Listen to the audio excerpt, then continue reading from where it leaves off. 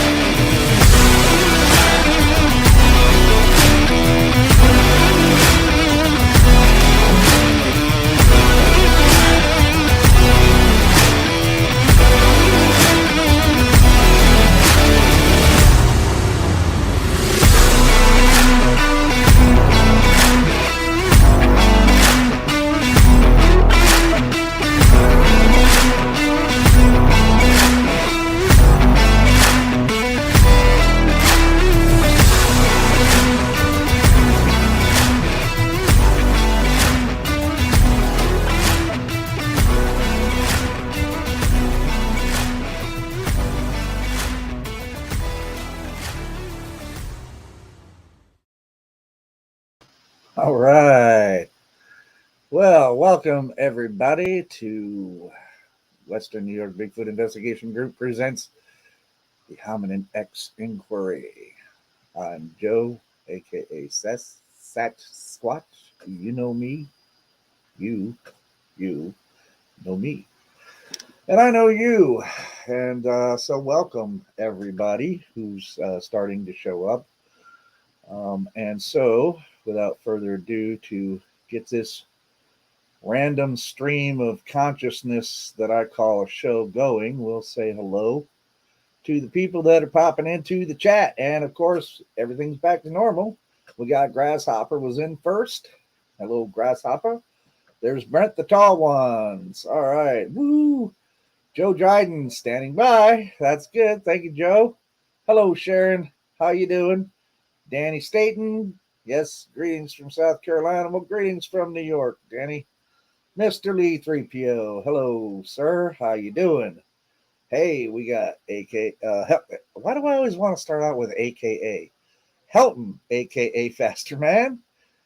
Thank you, sir. Welcome. Who else we got here? We have well, wow, that's it right now. Or at least the names I see. Did I forget anybody? Grasshopper, Brent, Joe, Sharon, Danny, Mr. Lee 3PO, Helton.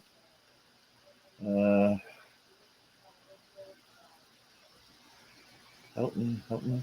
Yeah, hey, looks like we got it. So, anyway, just to start out with some banalities and trivialities. Yeah, I'm. Some of you who may not be following my Facebook Bigfoot Hominin X page probably didn't see the post that I'm working a lot. I'm shying away slowly but surely away from this Bigfoot community because I'm working. I'm focusing on work. I'm not saying I'm going away completely. I'm not walking away from this, not by a long shot. It's just going to be a limited interaction online for right now. While I am, hey, Finding the Trackway showed up. What's up, dude? Glad to see you. So I'm just, I'm focusing on the work that I have to do because I have to stabilize my financial situation. And, now that work is thanks to well, some of you guys, and in particular, one guy that made sure that I was going to get my Jeep back on the road in order to do this work. Um, so, yeah, I'm focusing on work because what I really need to do is do that, get my financial situation stabilized the best I can so that I can actually afford to take some days off. Um, and get back out in the field, man, where I should be, where I want to be, you know. Not that I don't want to do some of this stuff. Of course I do. I enjoy doing these podcasts and interacting with you guys. Absolutely. I'm just really bored and tired and just of the other stuff that, like the 90% of the shit online, you know. So, yeah, I'm shying away. I'm not walking away. This isn't the total end or anything like that. That's not what I'm saying. Um, I couldn't give this up um, if I really wanted to, and I certainly am not going to do it because of some trivial bullshit online that causes me frustration sometimes. So yeah, there's that, and it's just that getting into it uh, online, public. Um, yeah, there's not a whole lot of accountability online. That's one of the problems for me when it comes to the Bigfoot community online. There's not a lot of accountability on how people behave, um, how they phrase stuff, how they talk to each other. Um, because for the most part, very few people. There are some, sure, probably that actually use their actual name or whatever.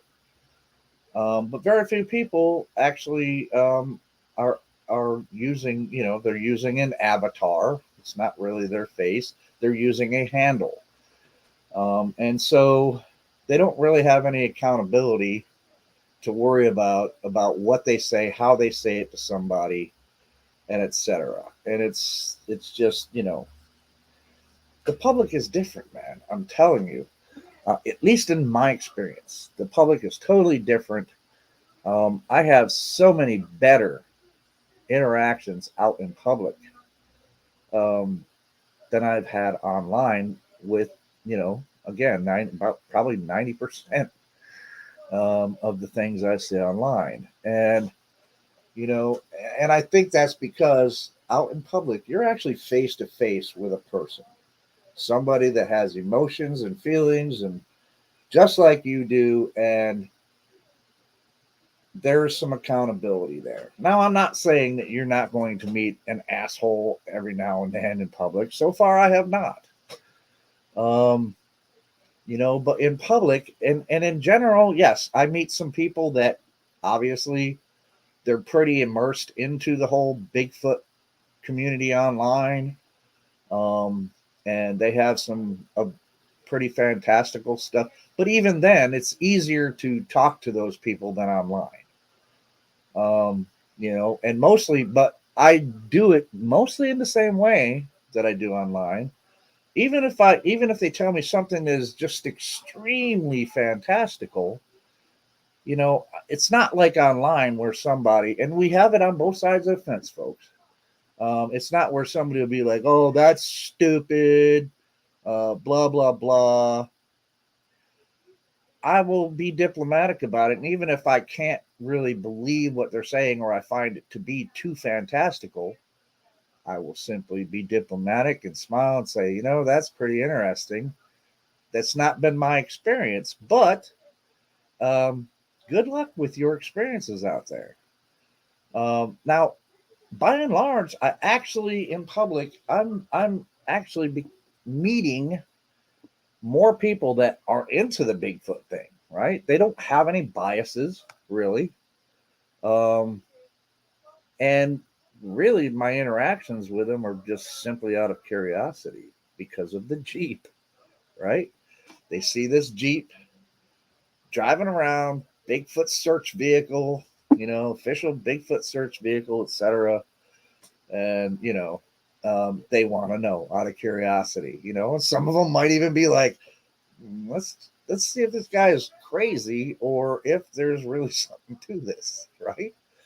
And so by and large, it's just general people who may not really think that much about Bigfoot, may not be immersed in the online stuff that that's on the internet, but they're just curious. And I have some really great conversations with them, and by and large, I get a very positive reaction to the Jeep, whether or not they actually believe or think it's possible for something like a Sasquatch or Hominin X to exist, as I call it.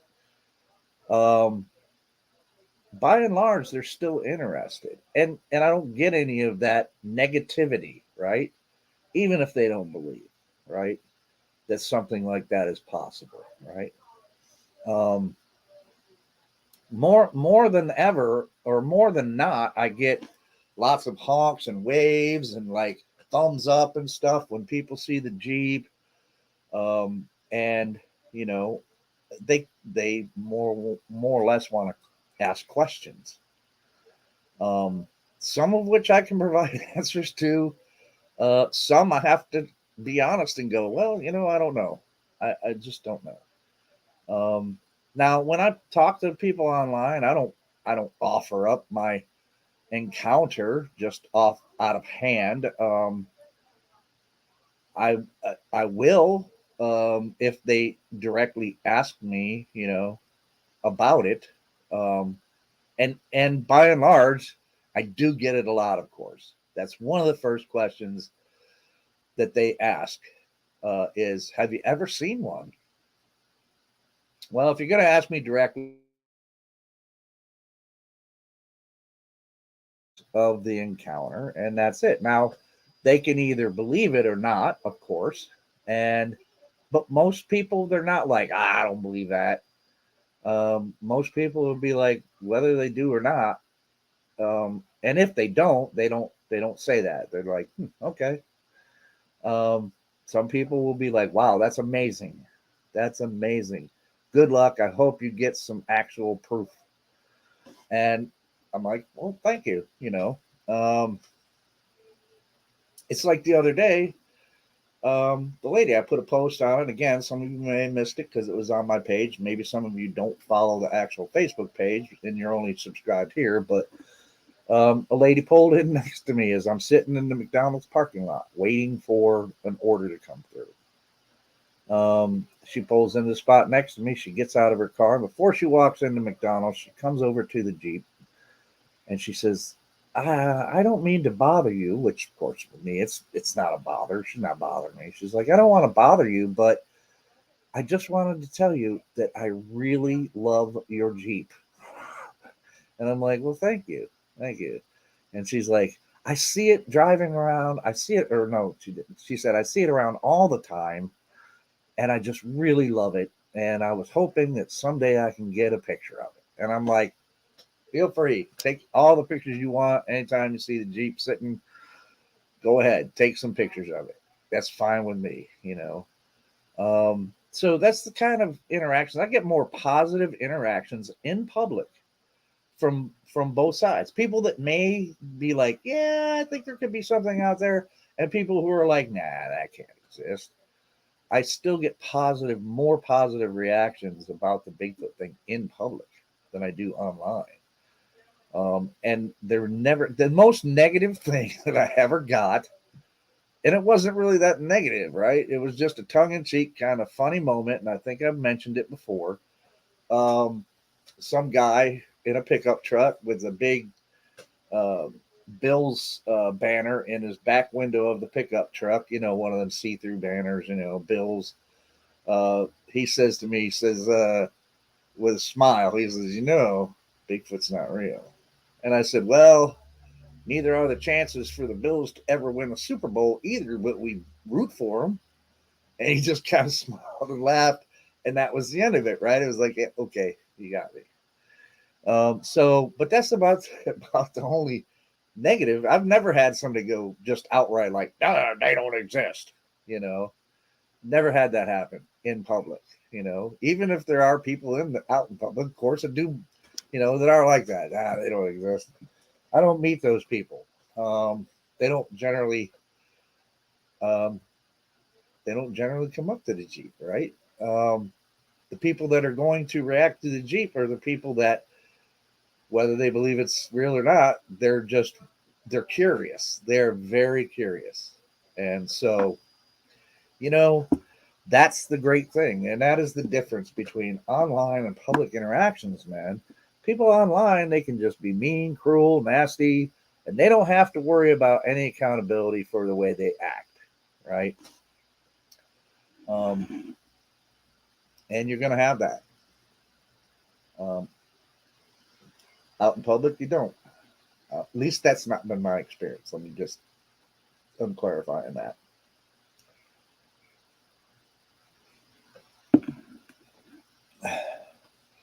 So, and I do, I love it when I do get people that come up that want to tell me, hey, well, first of all, they'll really be like, one of their first questions is, do you really search for Bigfoot? And I say, yeah, really, I do. And usually ask that question first, and then they'll say something like, well, I think, and then they'll tell me a story, right? Um, and I think by and large, a lot of them are telling me something that actually happened. Now, of course, I'm never going to be able to say, damn, that guy saw Hominin X, um, because I wasn't there. But I can choose to say, well, I believe that something did occur. And that something may have been Hominin X, you know. It may have been that they were mistaken, but I don't know that, right? So it's at least interesting. And I especially love it if somebody comes up and when they start telling me about some interaction that they may have had out in the woods or some kind of experience that they had out in the woods with something, and then they're able to actually describe it.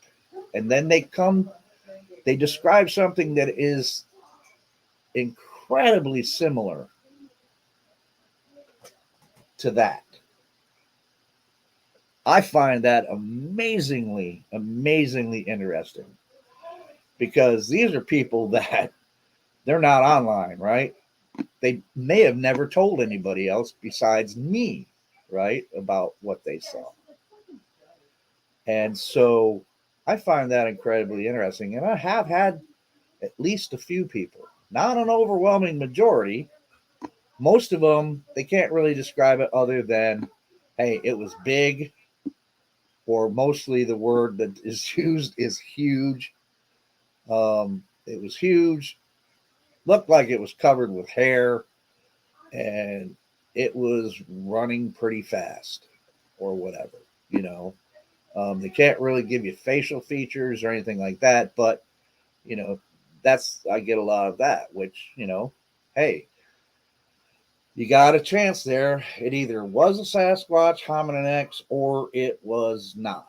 I mean, so I get a lot of that. But I've had a few that have been able to say, yeah, I can tell you what it looked like. It wasn't that far away from me, and it was doing this behavior. It was standing behind a tree, and it kept kind of weaving out back and forth, and it was looking directly at me.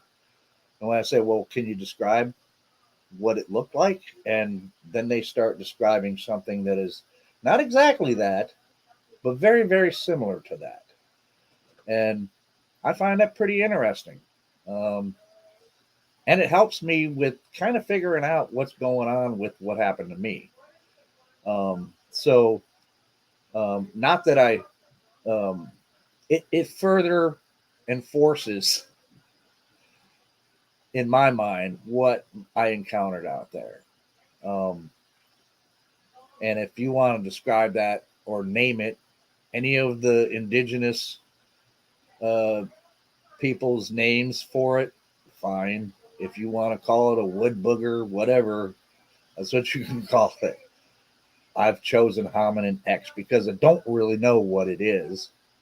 And we've been through that. So somehow I'm going to find out, I hope.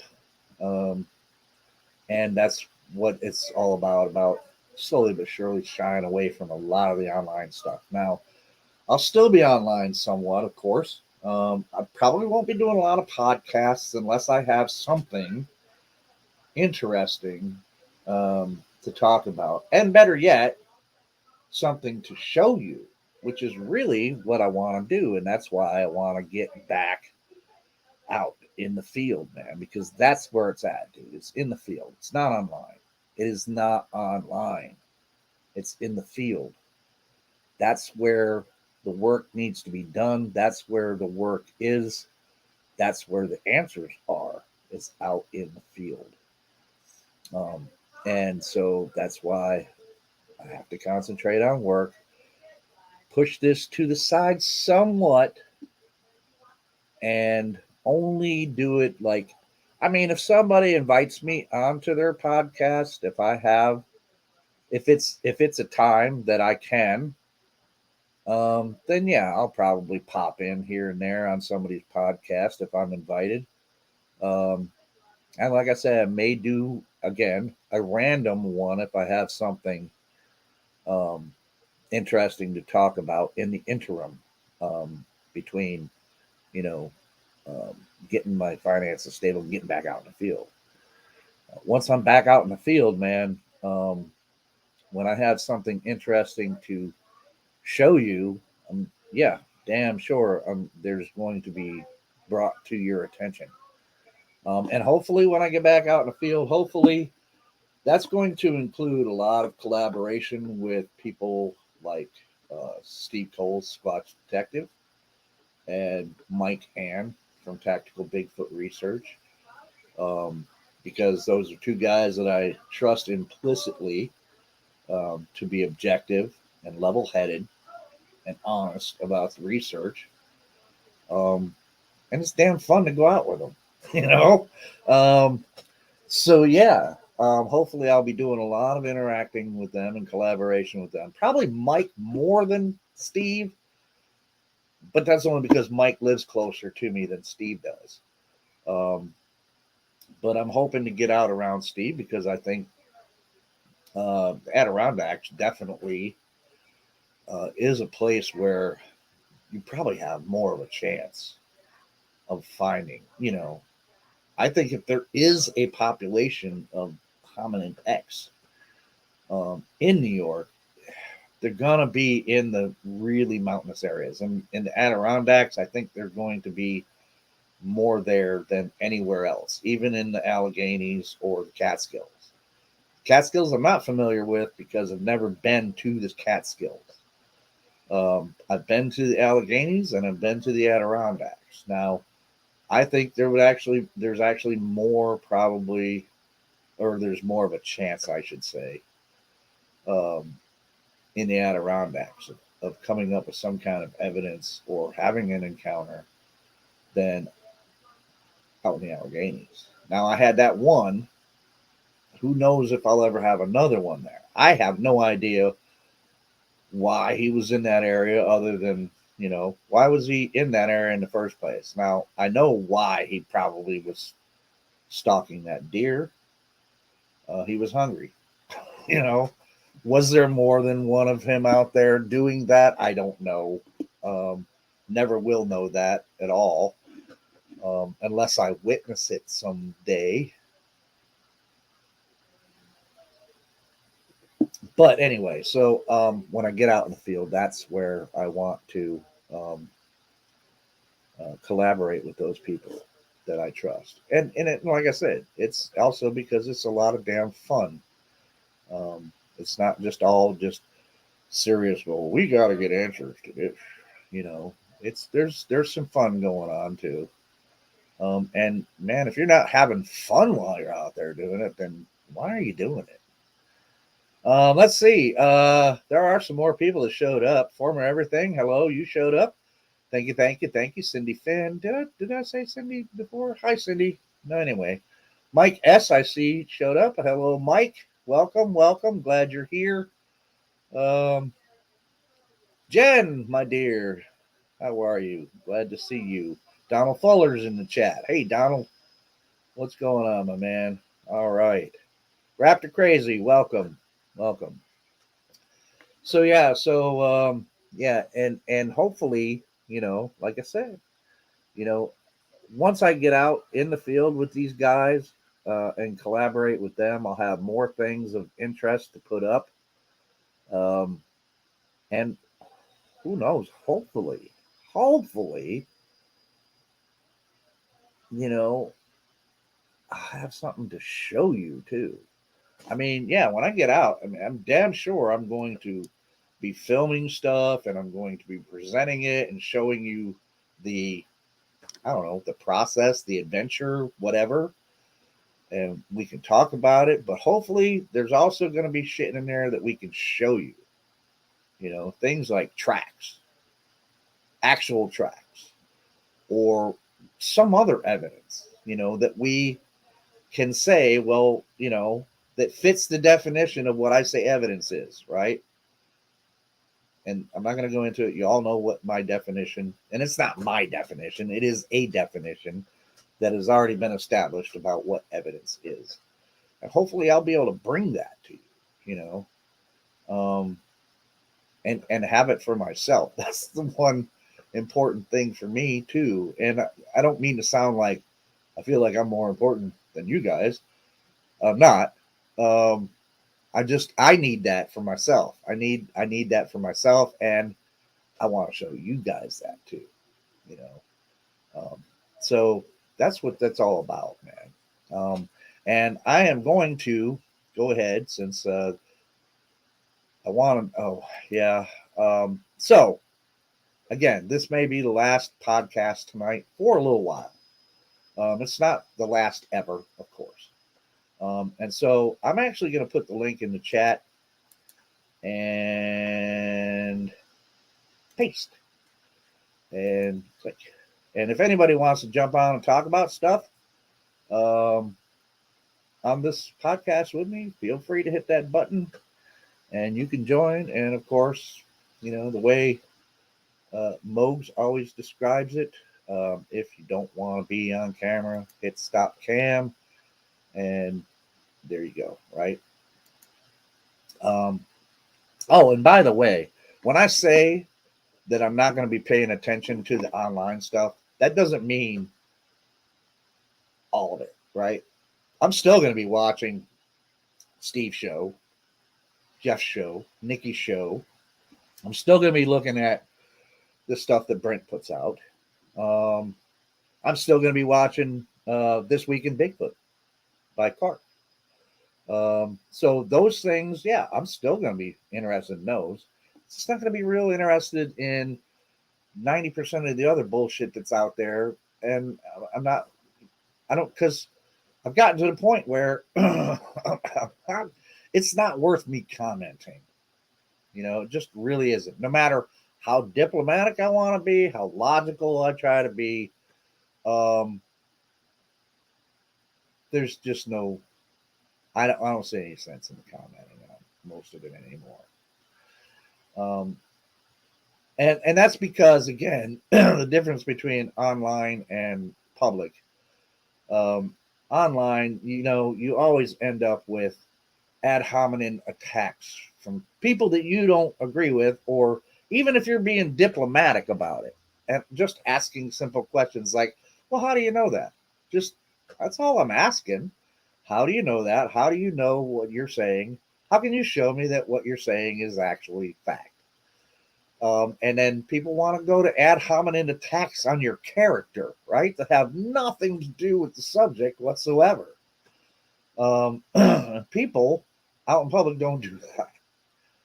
Not in my experience. Again, this is my experience. You may have experienced something different if you've dealt with people in public about this whole thing, but in my experience, that doesn't happen. It happens online. People always go to, if they feel like they're being picked on, or if they're being told that they're not telling the truth, which I've never said that to anybody. I've never said to anybody, you're lying.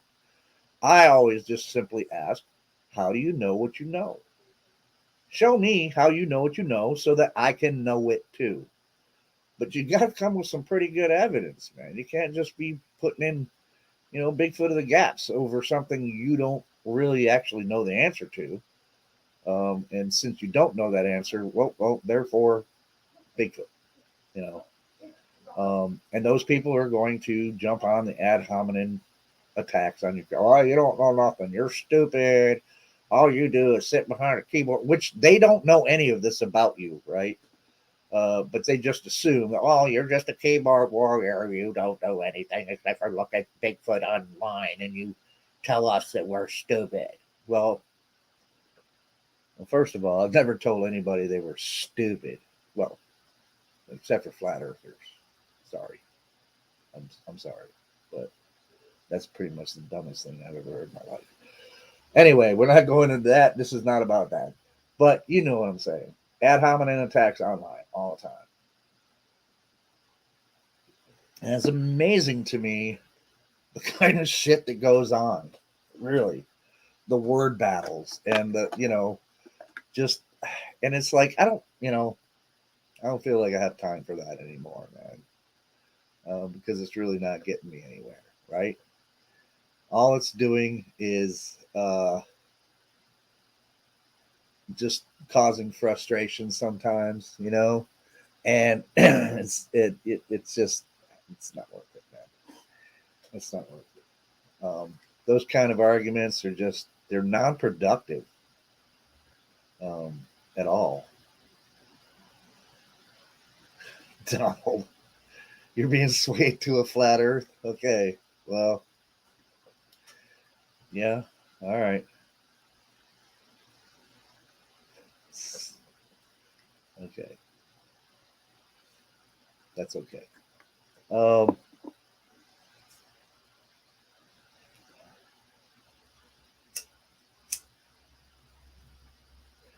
in the face of all the evidence to the opposite, hey, well, you know what?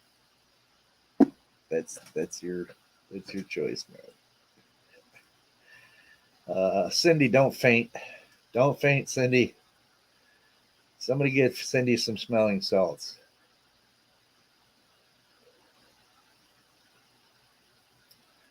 So, um, Donald, I'm just looking at some of the chats, guys. Um,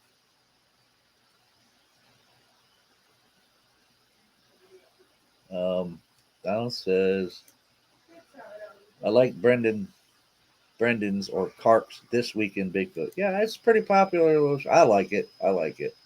I do like it. It's a good 30 minutes of stuff, man. And so yeah, that kind of stuff I'll still be paying attention to. And I got to tell you, I love a minute with Snowwalker Prime or 2 minutes with Snowwalker Prime or whatever it is with Matt Merchant, I guess. Yeah. I got to tell you, man, it makes me laugh and it's funny. So, entertainment wise, that is perfect. Right. And we know that's meant for that. Right. But it does contain some actual, points. Right. Even though it's humorous. Um, and Donald, don't make me slap you.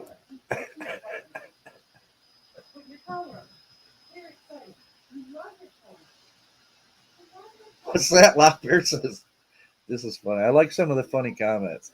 But we would spin off a ball because we recognize the spinny thing force, but not basic gravity. That's pretty funny. I don't want to turn this into a flat earth thing, man. It's dumb, man. I'd rather stick to the topics, and that is online and public. So,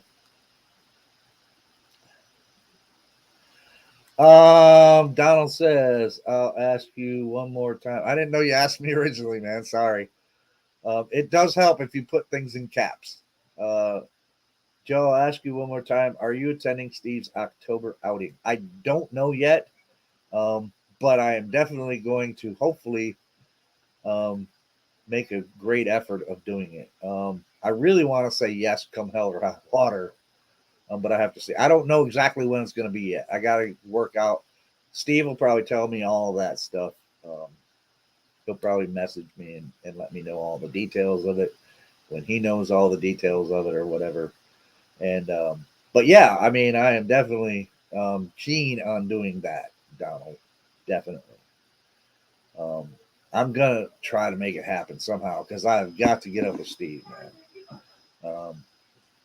And it'll be fun, and that's what I need too. Not just work. I mean, right now, yes, I have to focus on work because I need to get some financial stability here. Now that I got the G back on the road, and but I also need some fun in there too, man, because the old saying, all work and no play makes Joe something something. You can fill in the blank. So, but yeah, I gotta have some fun too. So yeah, I'm definitely gonna try. Um, you fell off the earth one time, Hilton. That's a shame. Well, I'll tell you, the reason why the earth couldn't be flat because cats would have knocked everything off it by now. So there you go.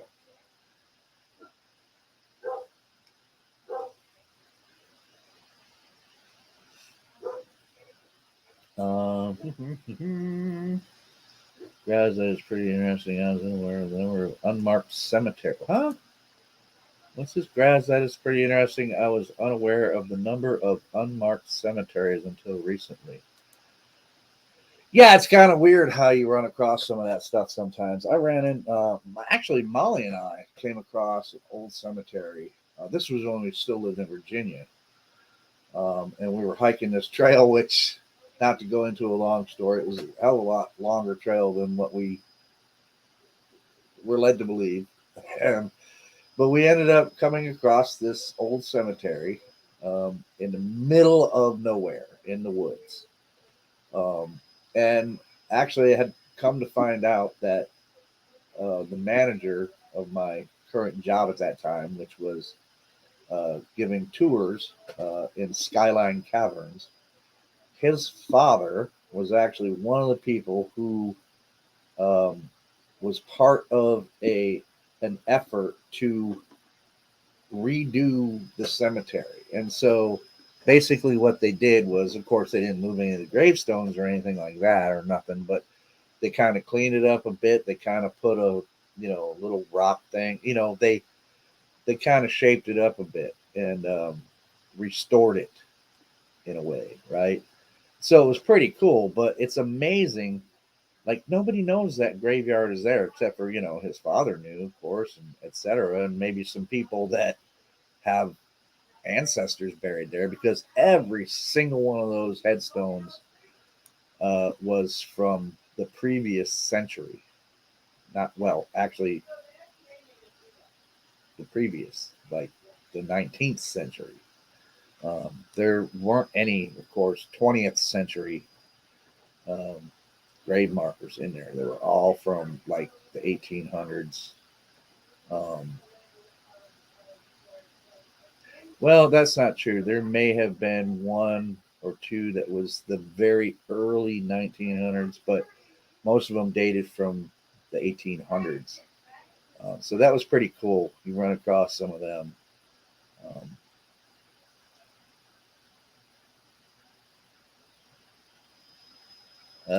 Raptor says, Joe, I can't do caps on my phone. That's why I do the finger pointer. What do you mean you can't do caps on your phone? I can do caps on my phone. I don't know. I'll try to look, man, for some of them ones, but it's easier if you can put questions in caps. Um,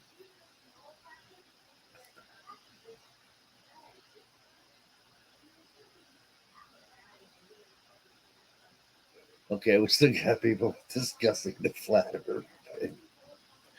I'm really, I just don't have much. I can't even go into that. Hmm. What's this? Brent says, I came across an old Native American burial ground. It was an old family. That's cool. That's cool. Yes, thank you, Jen. I was going to ask you if you could keep up with that, and just go ahead and pepper the freaking thing with the with the link, so that if anybody wants to jump on, they can jump on.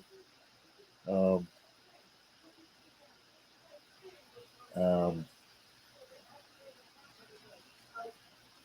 Gary, I'm not dealing with that. That's that delves into um, religious stuff, and like I said, I don't care what you believe religiously. This isn't a religious channel. Again, it's another reason why I changed from Bigfoot atheist. I don't want people getting the idea that this has anything to do with religion, because I don't care about what you believe. So I don't discuss that. Nor is this a place for politics. Neither one. This is a place for Hominin X, Bigfoot, Sasquatch, Bookwas, whatever you want to call this thing, these things that are running around out there. Um,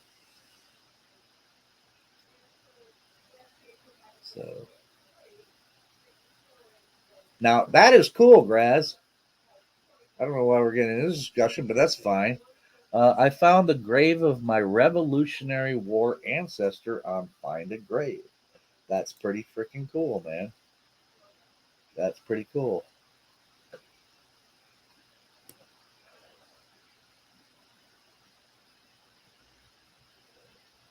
I'm gonna have to look that up, Matt. Find a grave, huh?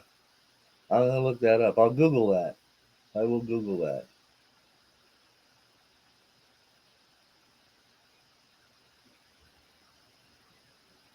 Donald Fuller.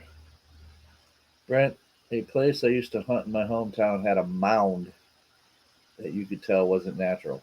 Well, there was, at least in school, when I was a young lad, we studied about the mound builders. So there are mounds in New York State. There's a lot in Ohio too, from if I remember correctly, of this civilization that was referred to as the mound builders. Perhaps that was from them. Who knows? Um, so that is pretty cool. Yeah, there's mounds all over New York.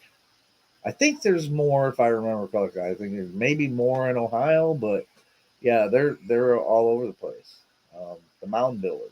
Yeah, still a pretty mysterious civilization that created these mounds, and for particular reasons. Are they burial mounds? Are they, I don't think anybody's actually excavated into them. If I'm wrong about that, somebody let me know. Show me a source that, you know, somebody has actually determined. I mean, I remember learning about the mound builders in school. It's been a long time, so I don't remember everything about them that was known at the time. So, yeah, pretty cool though.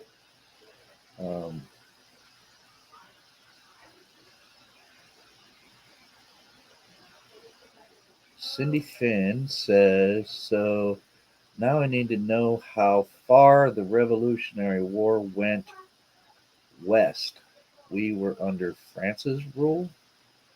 That's a good question. I always wanted to be a history teacher, but I can't answer that question. You know what? I just realized I don't really know how far west, or I don't remember it anyway, um, because the Revolutionary War pretty much only included the 13 colonies, I think. I don't think it went far west, because there wasn't really much far west at that time, except for the native peoples and their nations. Yeah. What's this? Snake mounds, huh? Um, huh. Is that is that right, Donald? Says Joe, this is overlooking a cliff right on Lake Champlain. Interesting. Interesting.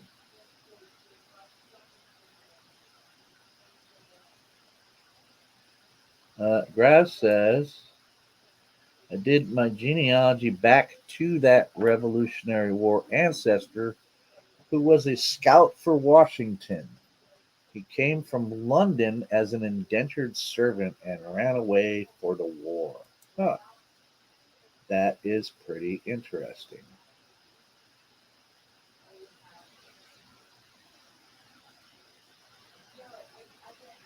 Cindy, I don't think I necessarily agree with that. History is wrong. I will tell you that history is written by the victors most of the time.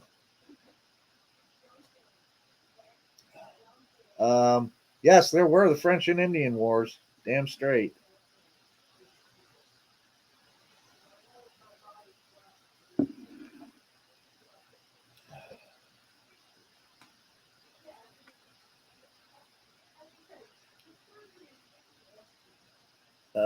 Yeah, no, Lockbeard.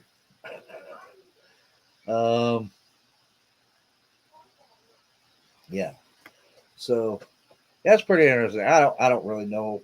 My sister, my oldest sister, she's the genealogy person in the family. Now she's done mostly my mother's side. Now we had different fathers, so um, she did mostly our mother's side of the family, genealogy wise. She got pretty far back with, I think, originally two brothers that came over from England.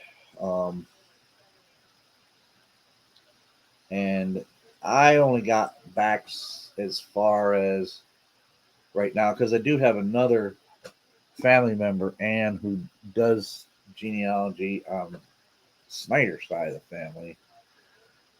And I think she's gotten further than I have, maybe, but the furthest I could get back was to like grandparents, I think great grandparents. Yeah, to my great grandparents. And yeah. Um, yeah.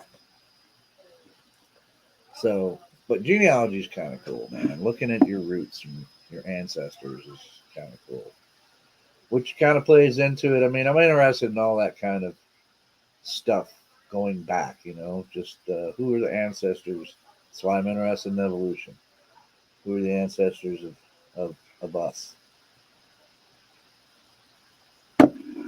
as a whole? And it's pretty cool, man. Um, I dig science, man, and it's unfortunate that I didn't dig it that much until I got too old to really,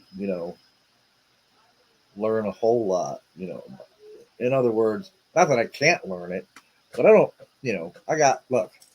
Seriously, I've got more time behind me than I have left in front of me. So I have a limited time in which to learn more stuff. So, but man, I'm interested in it, and I try to learn as much about it as possible. Um, so,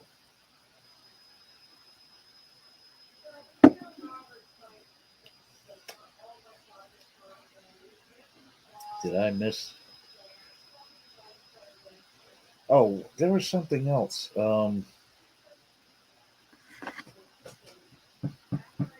forgot what it was. Well, that's what I get for smoking weed.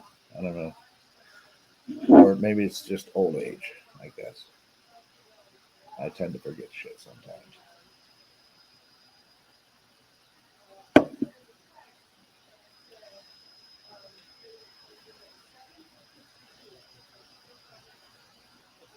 Hocking Hills, man, I wish I can go to that. I forgot what days it is now, Jen. Um, hmm.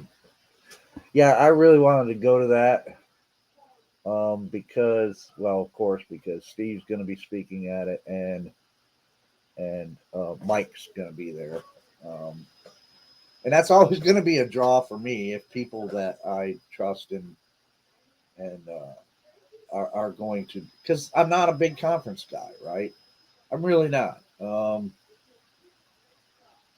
few that I've been to, I've had fun at, but I'm not really, big on going to those, unless, of course, there's a draw for me, and the people that I associate with in this subject, um, if they're going to be doing something, in yeah, that's a draw for me, you know. Um, and it was, it used to be a draw originally. The reason I went to the ones that I went to in the first place is because a few years back, the originally it was a draw to for me to go to them because of people like I wanted to meet Dr. Jeff Meldrum and talk to him. And thus I've been able to do so 3 times now, which is cool. I wanted to meet Cliff Barrickman at the time, who generally turned out to be, a pretty nice guy to me. Um, but that's not much of a draw anymore. Not that I don't, I'm not interested in what they have to say. It's just that, I've been there, done that now. And so it's not a big draw that because they're speaking. And I'm more familiar with Steve and Mike uh, than I am with Meldrum and, you know, any of the Bigfoot influencers. Um, and I guess some of it has to do with, even though they're nice guys, Dr. Meldrum is very gracious. Um, they're really not interested that much in a little fish like me, right? Um, so, you I don't find it a big draw that just because they're going to be at a conference that I'm just going to run to go to it. I'm not, because I'd rather be in the field. Now, however, I have for the longest time, I have wanted to meet Bob Gimlin. And look, I don't mean to be mean about this, but time's a wasting here.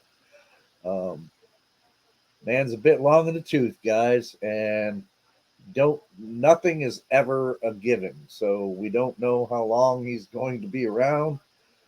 And so the clock is ticking on whether I'm ever going to meet him in person or not. I would just like to because I've seen him in interviews. I think he's got a good sense of humor from some of the interviews I've seen with him and some of the talks. And I just really just kind of want to meet him, man, because I just think he's a good guy that to meet and talk to. I would do that probably just so I could feel like, hey, well, hell, man, I did actually meet one of the legends or whatever of this whole thing, right? Um, there were other people that I would have loved to have met, like Renee DeHinden. I wished I could have met him before he passed away. John Green. I wish I could have met him. Um, I did get a letter from him one time in response to a letter I wrote to him, so that was pretty cool. Although it wasn't the same as actually meeting the man, but it was kind of cool. Um, you know, um, I would have loved to have met Bill Miller, man, um, and plenty of other people I would like to meet, and that's because of particular reasons. They're level-headed. They have some knowledge. They're not all claiming shit that they just can't prove or whatever. They're very objective and very logical thinking about this shit. John Kirk III is another one. I would love to meet him. Things like that. Um,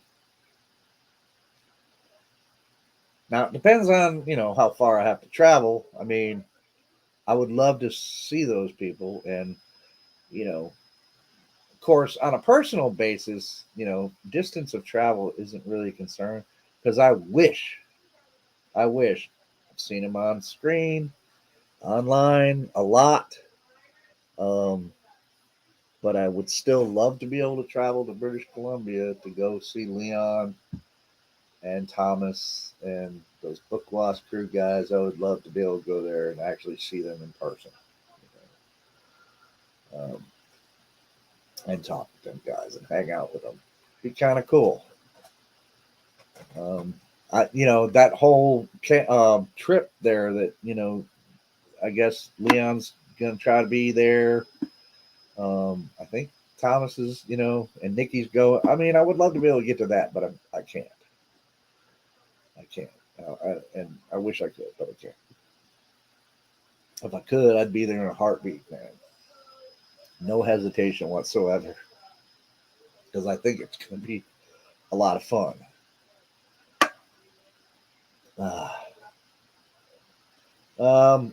I'm sure that's what it is, Grasshopper. You said, Cindy, I'm too handsome for video. All the women's would be chasing me again. I'm absolutely sure you're correct about that, Grasshopper. I have no doubt in my mind. That's exactly what it is. What's that, Cindy? You said, I'm trying to get my daughter to do a channel with her. Oh, cool. Awesome. Awesome.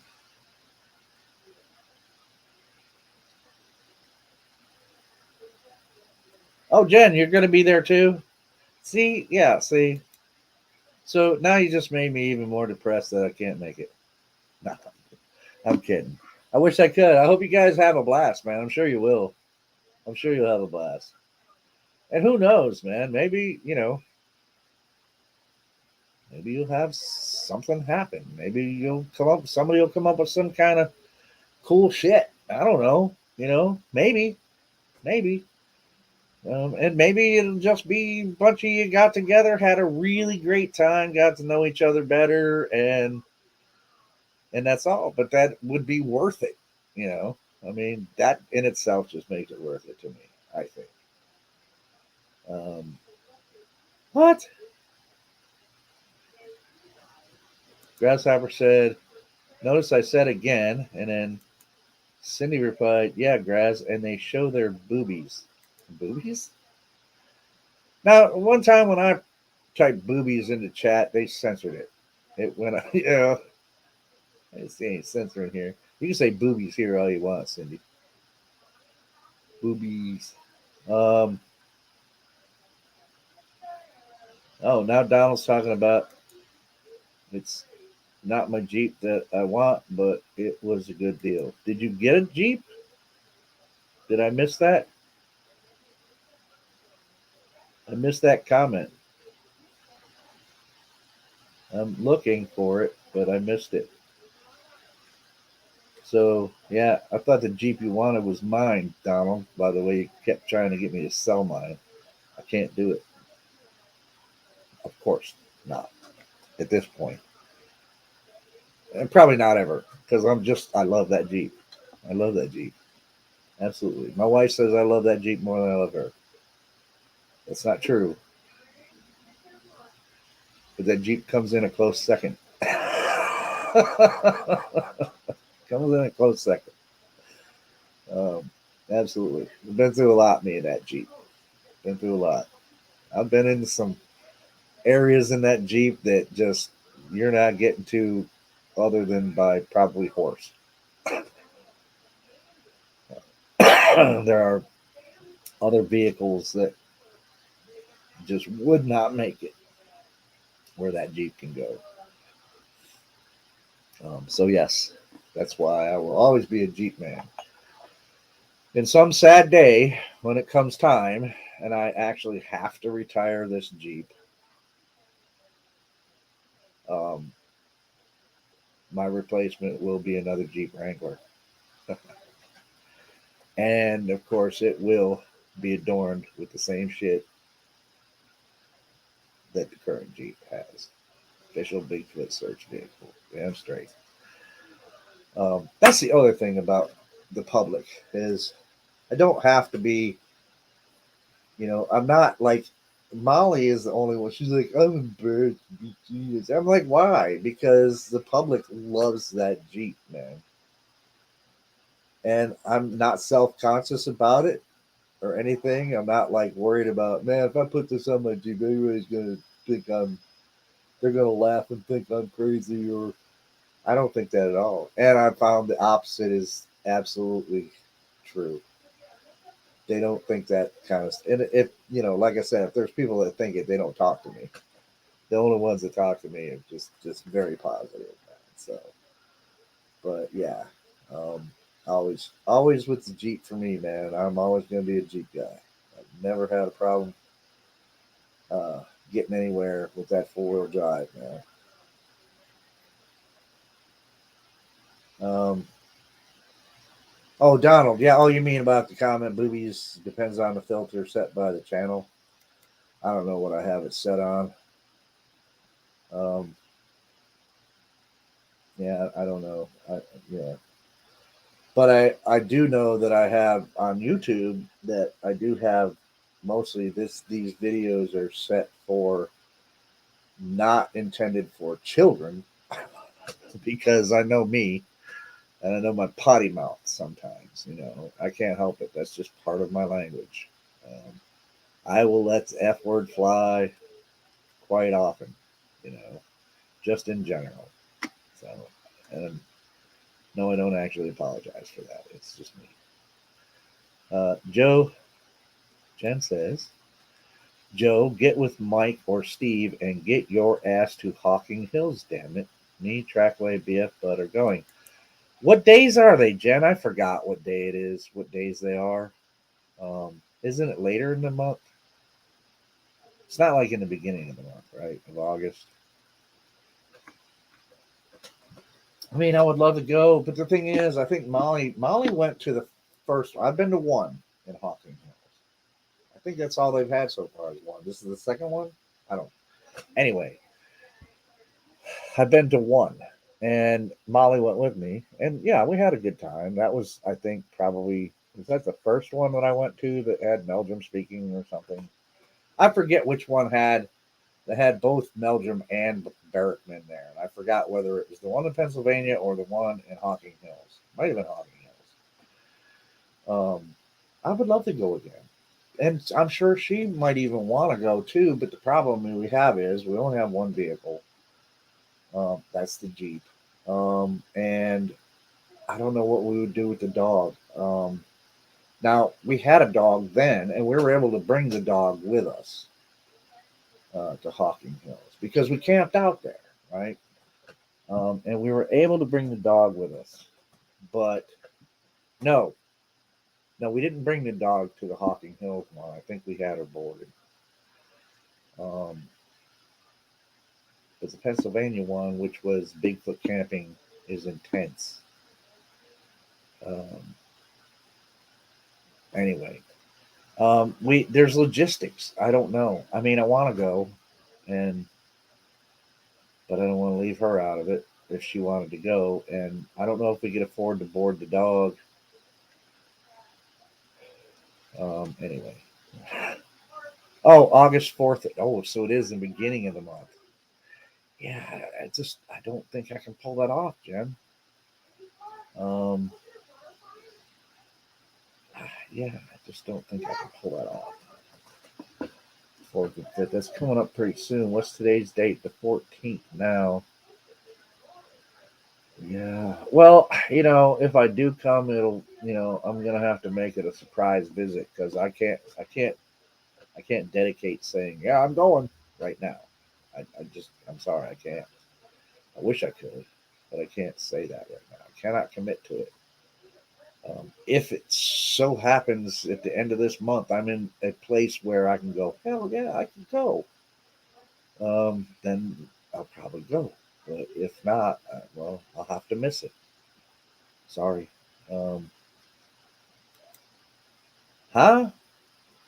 Joe, you won't let Nikki on? LOL. No, is Nikki tried to get? I didn't see anybody pop up here. Nikki's always more than welcome to come on. I didn't see that, and I didn't get the little bloop that shows me that somebody popped into chat or popped into the backstage. So I don't know what that's all about. Um, but yeah, Nikki can come on. I just didn't see anything pop up. So Nikki, if you want to come on, please do. Um, Anybody, because I'm pretty much out of my material. this rambling stream of consciousness. Although I can ramble a stream of consciousness for a long time, I think we're pretty well aware of that. Yeah, yeah. So I need some help up here, folks. So hit the link. Hit that link.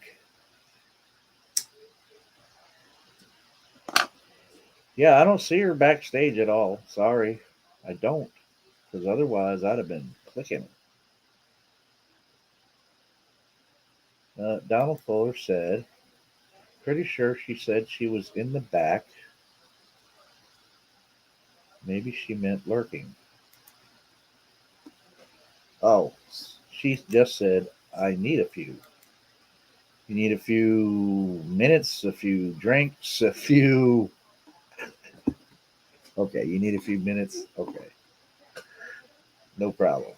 Sasquatch Wizards. Hey, Jonathan, thank you for joining us, man. He says, I'd love to come on, Joe, but I'm clearing our rabbits cage and area. Oh, okay. Well, no problem. If you get a chance. Hey, the link's going to be in there. I've only been on for a little more. I've been on 6 minutes longer than an hour so far. I can go, like I said, we go up to 2 hours sometimes, if possible.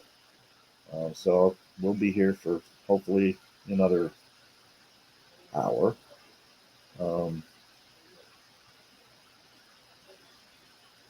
Oh yeah, that's right. Yeah, with Nikki making dinner. Joe knows at 5 p.m. is dinner time. Yep. Yeah, and 7 p.m. my time is 5 p.m. her time. So finding the trackway says I don't really have anything I can talk about just now. Okay, fair enough. Talk about anything you want to. I don't care at this point. I'm pretty much done with my presentation of why things are happening the way they're happening with me. I could open it up to, well, I mean, you guys can ask questions anytime you want to, and I'll try to answer them. Just put it in caps so I can see where the question is, because I'm going to miss it, man. I'm guaranteed to miss a lot of them if they're not in caps. So, I was going to ask you guys a question about public. How about some of you guys? Have you guys ever had any public interactions with people that aren't necessarily in the Bigfoot community about Bigfoot? And how did that go for you? Because, like I said, so far for me, it's overwhelmingly positive so far. Yeah, we've been having some thunderstorms here lately, Jonathan. Yeah, today was a nice day. Tomorrow's supposed to be more thunderstorms. So I'm kind of glad I took this weekend off. And that is the other banality that I was going to start out when at the beginning of the show. The reason I have these days off, like I left work early today. Hey, there he is. Welcome, Trackway. Oh, hang on. I got to shut off YouTube. No problem. Yeah, so I mean, I left work early today because in Canandaigua, it's like they have in the summertime street festival on the weekends at the drop of a hat. It's like, hey, old lady cross the street festival, or we saw a really cute bird festival, or children's music festival, or I mean, they just have festivals for every damn thing in the summertime. And every time they have a street festival, they block off all the parking spots on Main Street, and it's a real pain in the ass for delivery people, man. Especially in my job where I have to go to some of those restaurants and pick up a delivery. Sometimes there's people that work in those businesses that order food, and I have to go to their and drop off their food, and all the parking spots are just closed, and it's just a real aggravating pain in the ass. So today I left work early. When they started blocking off all the parking spots, I'm like, screw this. I'm not going to be this aggravated today. And the festival goes from today through Sunday. So I said, well, I'm not working Saturday and Sunday. It's not worth the aggravation, man. It's just not. So yeah. So that's why I'm not. But and it's supposed to. My whole point. And so I get this time off, but not that I really get the time off because there's always the dreaded honeydew list, right? So if I'm not working, well, then I'm working at home, man. But yeah, tomorrow we are getting some thunderstorms. Oh, hey. So,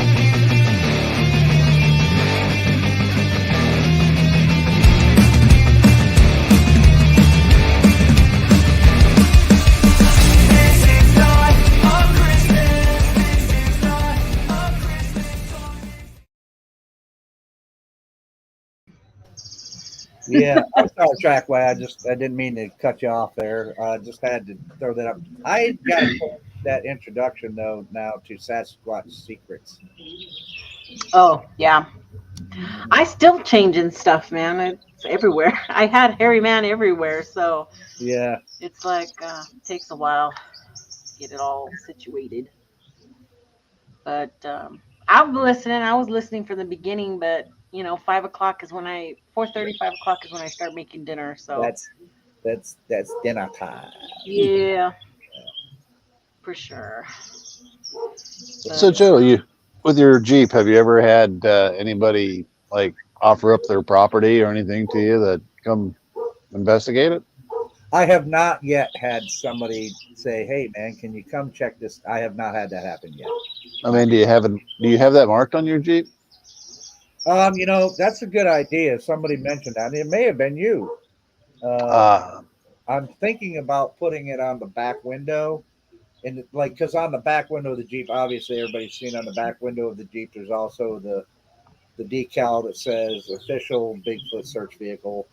And I'm thinking about getting some more vinyl sticky letters mhm. and putting it on there with like for investigations, and across the back window. So yeah, so people know that, because I figure that's why they asked me first off. One of the questions there: do you really search for Bigfoot? But yeah, that's probably a good idea, Trackway. Yeah, because you never know. And I was out uh, past couple weekends with friends, and that was one of the discussions we had is how much harder and harder it is to find places to go because you go down Lake in Ohio, you go to Salt Fork, you're going to hear people tree knocking, howling, and everything else. Yeah, I mean, And I've had like at least one or two people mention that I don't know if Bigfoot's real or not, but there's some strange stuff I think going on my property. But it's never followed up with, you want to check it out? There's never an offer to come look. And I feel presumptuous by going, and maybe I should go. Well, I can come look if you want me to. But and once you get, all it takes is, I don't want to say all it takes, but getting your foot in the door is the hardest part. yeah, You know, what could it hurt? right, Yeah, exactly. you might actually hit a gold mine. You never know. Nikki, I'm sorry about that joke earlier. I was laughing my ass off. No, because I was thinking the same thing. Did I, Because Jen and I were talking about all the people who, we're all old and issues, we all have issues out there. So Jen's got a bad hip, I've got bad knees, and well, all of us. And then we were talking about Leon, and if he was going to be able to make it, which he's not, he's not going to oh, be able to go. So but that still leaves a whole heck of a lot of us out there, hey Jen, that are hi, going to be Jen. hobbling around in the mornings, until our knees and hips get going, and then we'll Hmm. be okay. And then at the end of the night, when we get back, we're gonna be like, "Oh, damn it!" Yeah, when we get back, we're gonna fall into those cots. Like, help me up! I gotta pee. That's it. And Jen, I'm sorry I don't have an introduction for you, but I may end up doing that someday. I saw you the other night on. I guess it was I caught before I had to go to bed. I caught a few minutes of Mogs, and I saw you on there, and it made me realize how much I miss seeing your face. Aw. And I miss interacting with you on these things. But that's funny because I saw a post today, something about, I think it was by JC, and she said something about avoiding eye contact with people because they look like they're a talker. And what you kind of just said, Nikki, it's like I've pretty much streamlined my answer to the question, how's it going? Because I know that in a general way, most people, when they ask, they're just asking to be polite. They don't really give a fuck.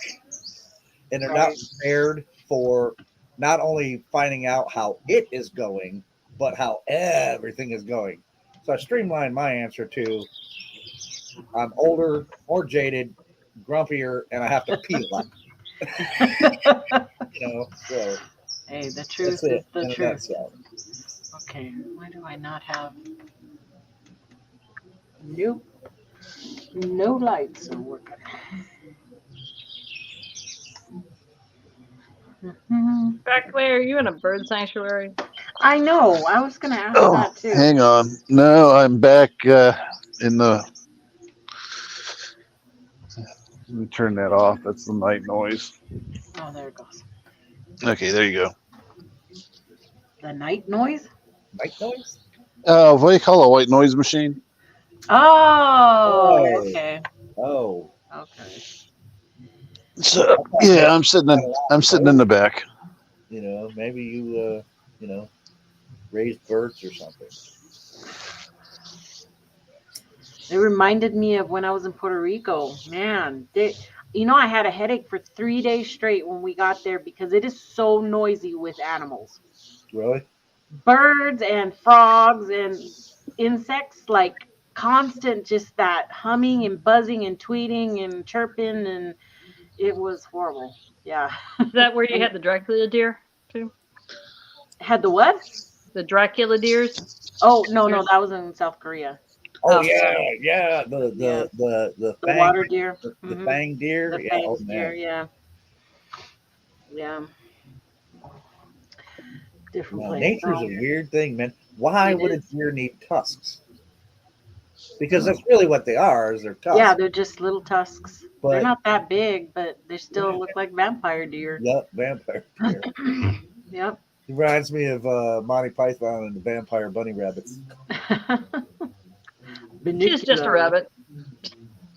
Yeah. I tell you, that rabbit is deadly. Yeah, yeah. Just a buddy. Run away! Run away. Yeah. What is your favorite color? And my mother's favorite was your mother smells of elderberries and I fart in your general direction. Oh, God. That's bad. That's bad. Yeah, Monty Python. Funny stuff.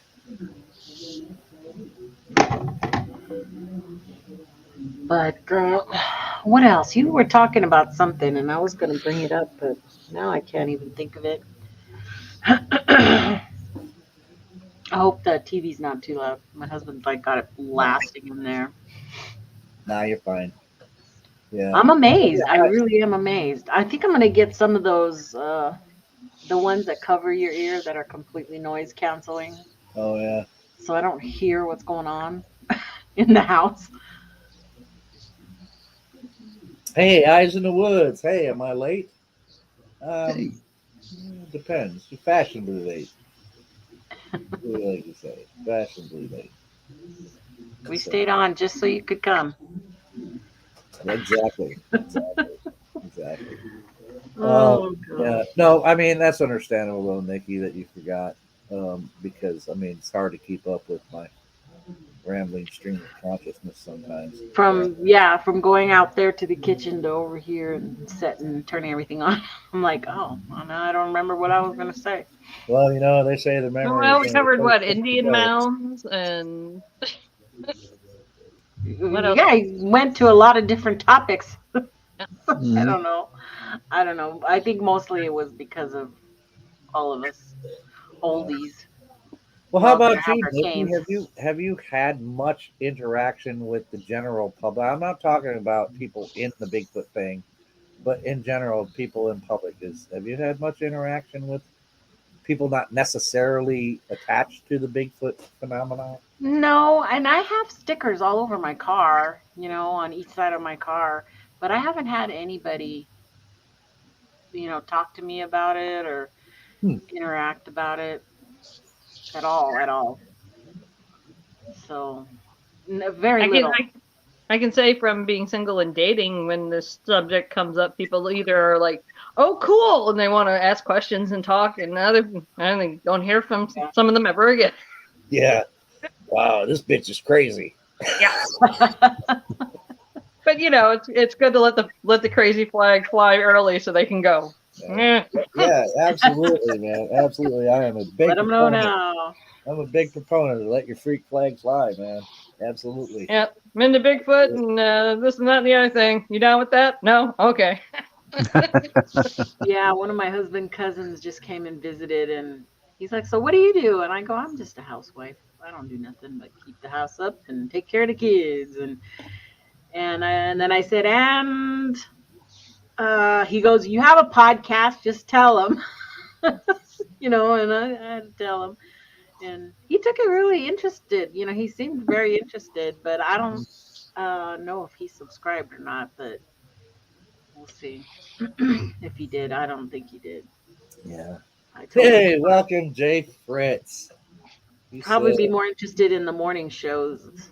90% think we're nuts. Well, that's not been my experience, Jay, but Yeah, yeah. maybe in the beginning, but now it's just like another interest. Hey, Trackway just did a magic trick, man. He switched positions on me real quick. Hey, Mhm. He got out and Yeah. got back in.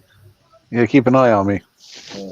So, how about you, Trackway? Much public interaction about? Uh, I would say I've only had like two public interactions. One I was when we was down there Hocking Hills last year. I had bought a T-shirt that said, "Keep calm and holy shit, it's Bigfoot."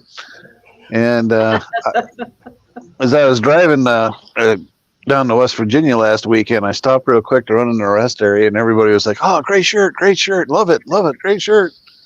Yeah. And really, the only other interaction is when I asked the one guy about his experience. He didn't know that I knew about it, and he about fell off the chair telling me about it. So, Yeah. um, That's cool. Yeah, that sounds like a great teach. Sounds like one I get. Be like, yeah, yeah. so yeah, that's about it. I mean, I pretty much just work and go out in the woods. That's just about all I do. Go home and do the list or stuff like that. Yeah. That's where I want to get back to, man. Work and then uh, get to a point to where I've worked enough to stabilize some things and that I can afford to take time off and get back out in that field, man. Because that's where I belong, man. That's really where I belong. Not that I don't enjoy this, I do, but I belong in the field, man. That's the only place I'm going to find answers, and I got to do it. It kills me that I haven't, man. I have not stepped foot in the woods for a very long time now, man, and it's just, it's one of them points that if you're one of those people that kind of environment is something that you just live for, man, that it's just therapeutic for you, that when you can't get out, man, into that, it's like it does get a bit depressing, man.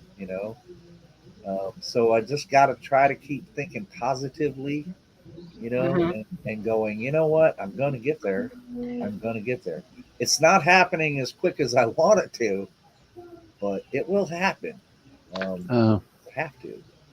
To me, it's a lot like deer hunting. It's fun, it's great, and everything when you're out there. But then, when you harvest something and it's time to go home, that's when the work begins. And um, going through hours of audio or video, you can try Rear and facing video. rear facing video. Yeah, that was bad. Oh my God, that's terrible. I'll never do that again. Uh, I mean, I had to slow the videos down because I was looking at treetops because I kept looking at the ground. My rear video kept looking at the treetops, and then trying to go through all that, and I was getting sick. I was like, "Oh my God, I'm getting motion sickness from a video." Motion sickness from the video. Yeah. Oh, Yeah. it was horrible. I had to slow it down to half speed just to get through it, and even then, I was getting queasy. Yeah. Wow. I've filmed out in the woods when I was out there at times, man. And then when I look at what I filmed, I thought just about the same thing. I'm like, Jesus Christ, man. I'm not putting this up, man. People are going to get seasick, man, watching this thing. All over the place. Like, hey. Oh, I'm all over the place. And on that one there, I don't know if you've seen it yet or not, but I've got the Matt Larson helmet that I wear. Oh, That is so cool, dude. you do? Oh. Yes, and I love Mike's comment on a show that he was on about that helmet because he gets some microphones up there too, and he's like, and it looks, it's like the Mickey Mouse ears thing going on. He's like, I couldn't stop laughing. Yeah, Mike and talking about it. Yeah. Well, I mean, you do look. It's a great idea, man. It's such a great idea. It may look silly as hell, but it's a great idea. Who's gonna see it? Yeah. Well, the first trip out, it could have paid off big time, because I wore one of the cameras up front. I'm not sure if I had a rear facing on or not, but you can wear a GoPro up front, a battery pack in the back, and then you can tether it, and you've got power, for 8 to 10 hours. And me and Mrs. Trackway, we heard a wood knock. We're like, okay, we're going to it. Let's see what's going on. And we get right next to it, and you get that bam. And I got a camera in my hand, and I got the camera on my helmet, and my helmet went straight to it. And here, the source of the wood knock ended up being a tree that was breaking. It was about ready to fall on top of us. But at the same time, the camera in my hand, it never moved. Yeah. And the camera in her hand never moved. The only one that went straight to the source was the one on the helmet. Right. Oh, that Widowmaker you guys were? Yeah. Yeah, boy. And when you're camping, man, I mean, some people, and you know what? Even I admit, sometimes I forget. But you definitely, before you set up your camp, man, you need to look up and find out if there's, where you're setting your tent, if there's any possibility of a Widowmaker being there, because that would not be a pleasant experience to be sleeping at night and all of a sudden this huge branch comes down, freaking falls on your tent, or a tree itself falls on you. Not a good scene. Yeah. But that's the reason why I need to get back out there, man, because I want to put into motion all these things that I keep telling myself that from now on, this is how it's going to be when I'm out in the woods. And that is, if I hear something like something that could be a wood knock, am I just going to record it? Hell no, man. I'm going towards it, man. I am going towards it. Now, this is something I've never done before. I pretty much just recorded it and said, oh, that's a wood knock. Don't know what it is, but it could be. Could it be Sasquatch? I don't know. Well, screw all that, man. I want to start putting into play these things that, hey, if I hear wood knocks, I'm going towards it to see if I can figure out what in the hell is making that noise. If I get a rock thrown at me, which I never have. I've had one dropped on my head, though, and I think everybody's familiar with that. I filmed it. It's on my page somewhere, buried in my page, that video. I think it was a bird that had a rock and accidentally dropped it, and I happened to be in the right spot at the right time to get it. But I've never had rocks thrown at me. But if I ever get something like that to happen, I'm not just going to be like, oh, well, that was a rock that was thrown at me. I'm going to go towards where I think that rock came from, man. I'm hoping I'm going to be that brave. and see, because I just don't see how anything else is going to, other than just if I could somehow coax out some natural curiosity. I don't see how else I'm ever going to see another one of these Hominin X ever if I don't do something other than stand there and go, that's interesting. Yeah, No, man, go towards it, man. Be brave. I mean, what's the worst that could happen? You get your freaking arm ripped off and beat to death with it by a Sasquatch. I mean, come on. But you'll have it on tape. But hey, you know what? You'll have something, right? I mean, it's just I want to put some of these things into action, man. The deciding factor on that, I would have to believe, though, is the size of the rock.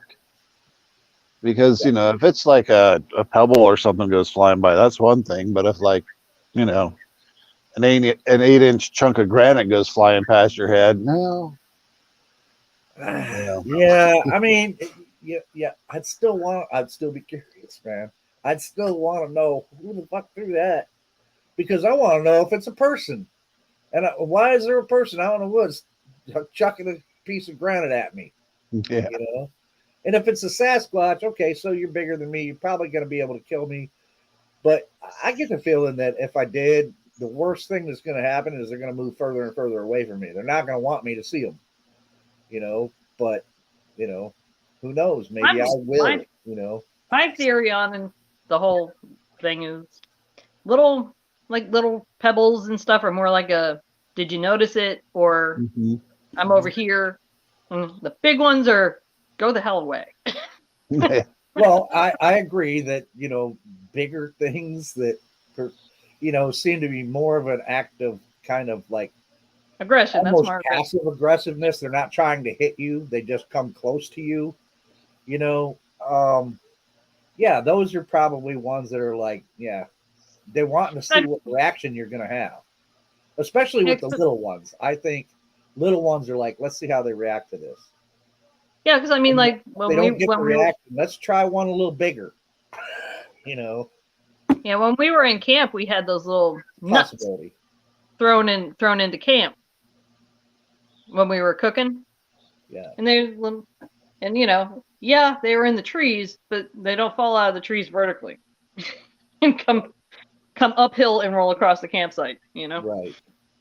And that was like, okay, so you're over there and you want what this food is or something. You're interested in the smell. You're interested in the food. That was more of a hey, because it wasn't aggressive at all. It was, bouncing and hit a chair leg, and then punk. It wasn't aggressive throwing, because if it was aggressive throwing, would have been beaten in the head with one. But, wasn't that far away. Yeah.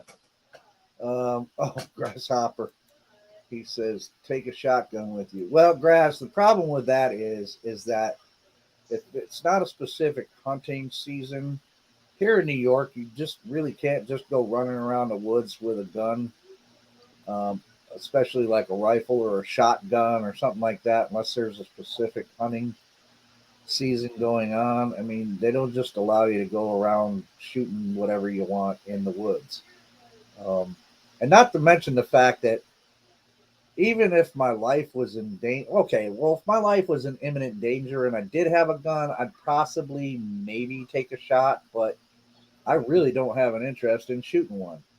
I would rather try, if this is really something, I'm going to try to retreat. And hopefully they'll be like, all right, he's retreating and leave me the fuck alone. And if not, I mean, I do have plenty of bladed weapons, man. And even if I end up dying, I'll at least do some damage with my machete before I go down. But I don't really anticipate any of that kind of scenario happening. Not that it couldn't. I just don't perceive it as being that big of a possibility. I think, if anything, when I start doing these things, like going towards the stuff, it's going to result in either one thing. I'm going to have another encounter, or it's going to retreat and I'll never see what it was.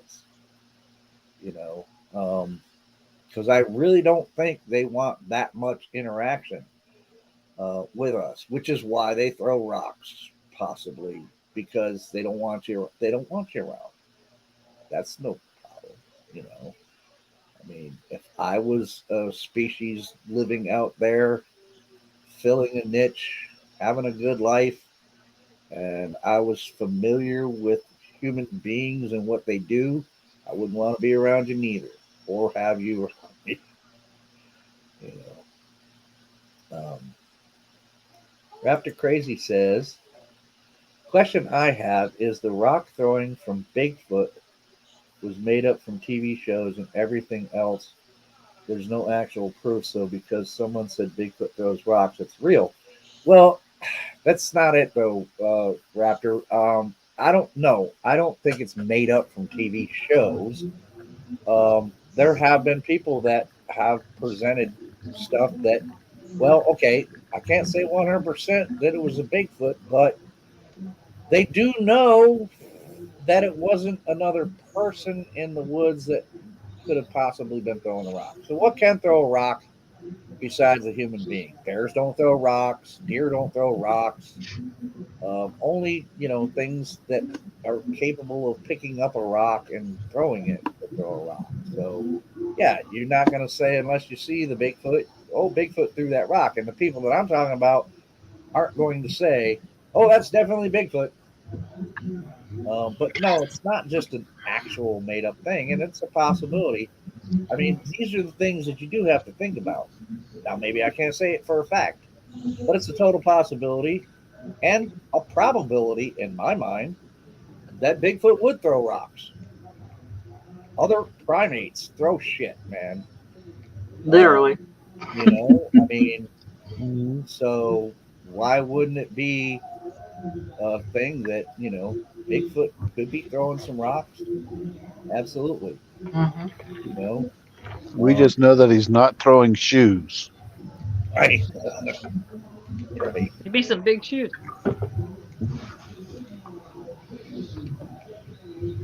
Um, yeah, I Hey, mean, there you is said that porcupines throw rocks. reason grasshopper. I won't go into woods without I've done too many idiots out there. Yeah, more so because people are really unpredictable. But again, you know, I mean, you can carry in New York State. Like if I was at a camp and I had a permit to have a handgun or whatever, sure, I could take my handgun with me. But you just can't go running around with guns anytime you want to, because you're going to have somebody going, well, why are you out here in the woods with a shotgun? What are you doing? It's not a hunting season, so you have to explain yourself. Well, just in case I run into some crazy person or Bigfoot wants to attack me. I mean, so kaiju, what?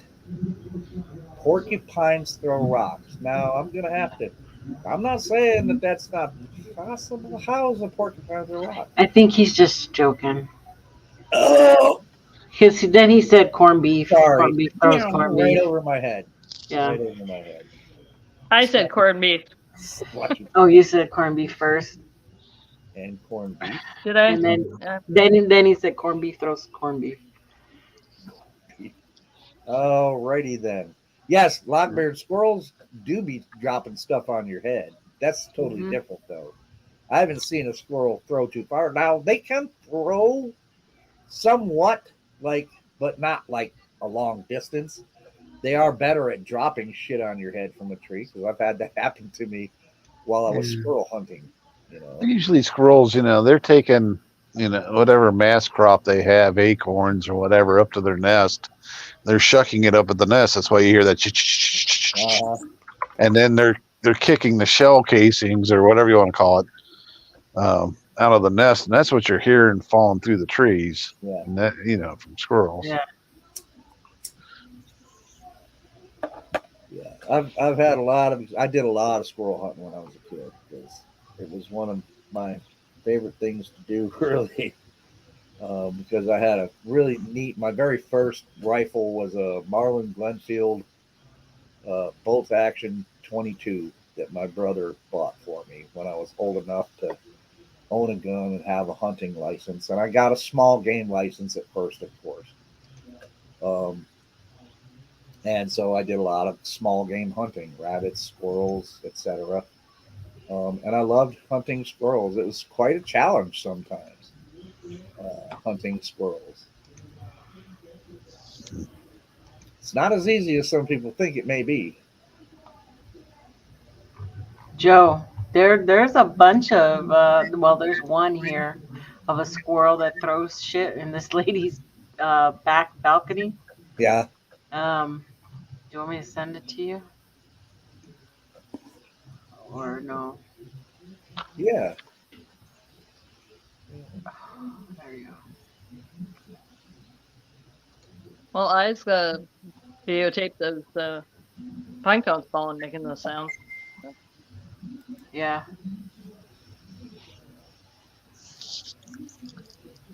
Oh, crap.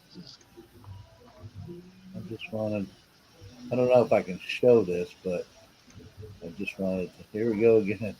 As long as it's under 2 minutes, you're not gonna get her. You're not gonna get anything.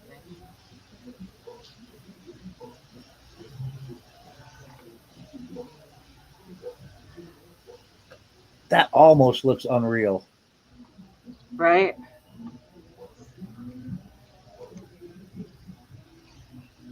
Oh, you're not. You didn't share it though, did you? All right, hang on. I'm gonna try. Let's see if I can. Where is it? There it is. All right, here we go. Look at this. That's crazy, man. I mean, I knew they could toss a little ways, but that squirrel is like chucking them things, man. They're almost unreal. Look at him, Right. dude. That's farther than I've ever seen a squirrel throw anything, man. That's amazing. Mr. Nut is at it again. Yeah, I guess he has a habit of doing that to this lady. That is Way up incredibly there. crazy, dude. He just is emptying it out. Dude, that's nuts. That is Mr. Nuts. Yep. That's incredible, man. I that's the first I've seen of that, man. Really, wow. I mean, yeah, like I said, I've had squirrels kind of throw stuff at me, more or less, drop shit on my head. Yeah, it's I've had easy that for too. them to Pine do, cones. but Yeah.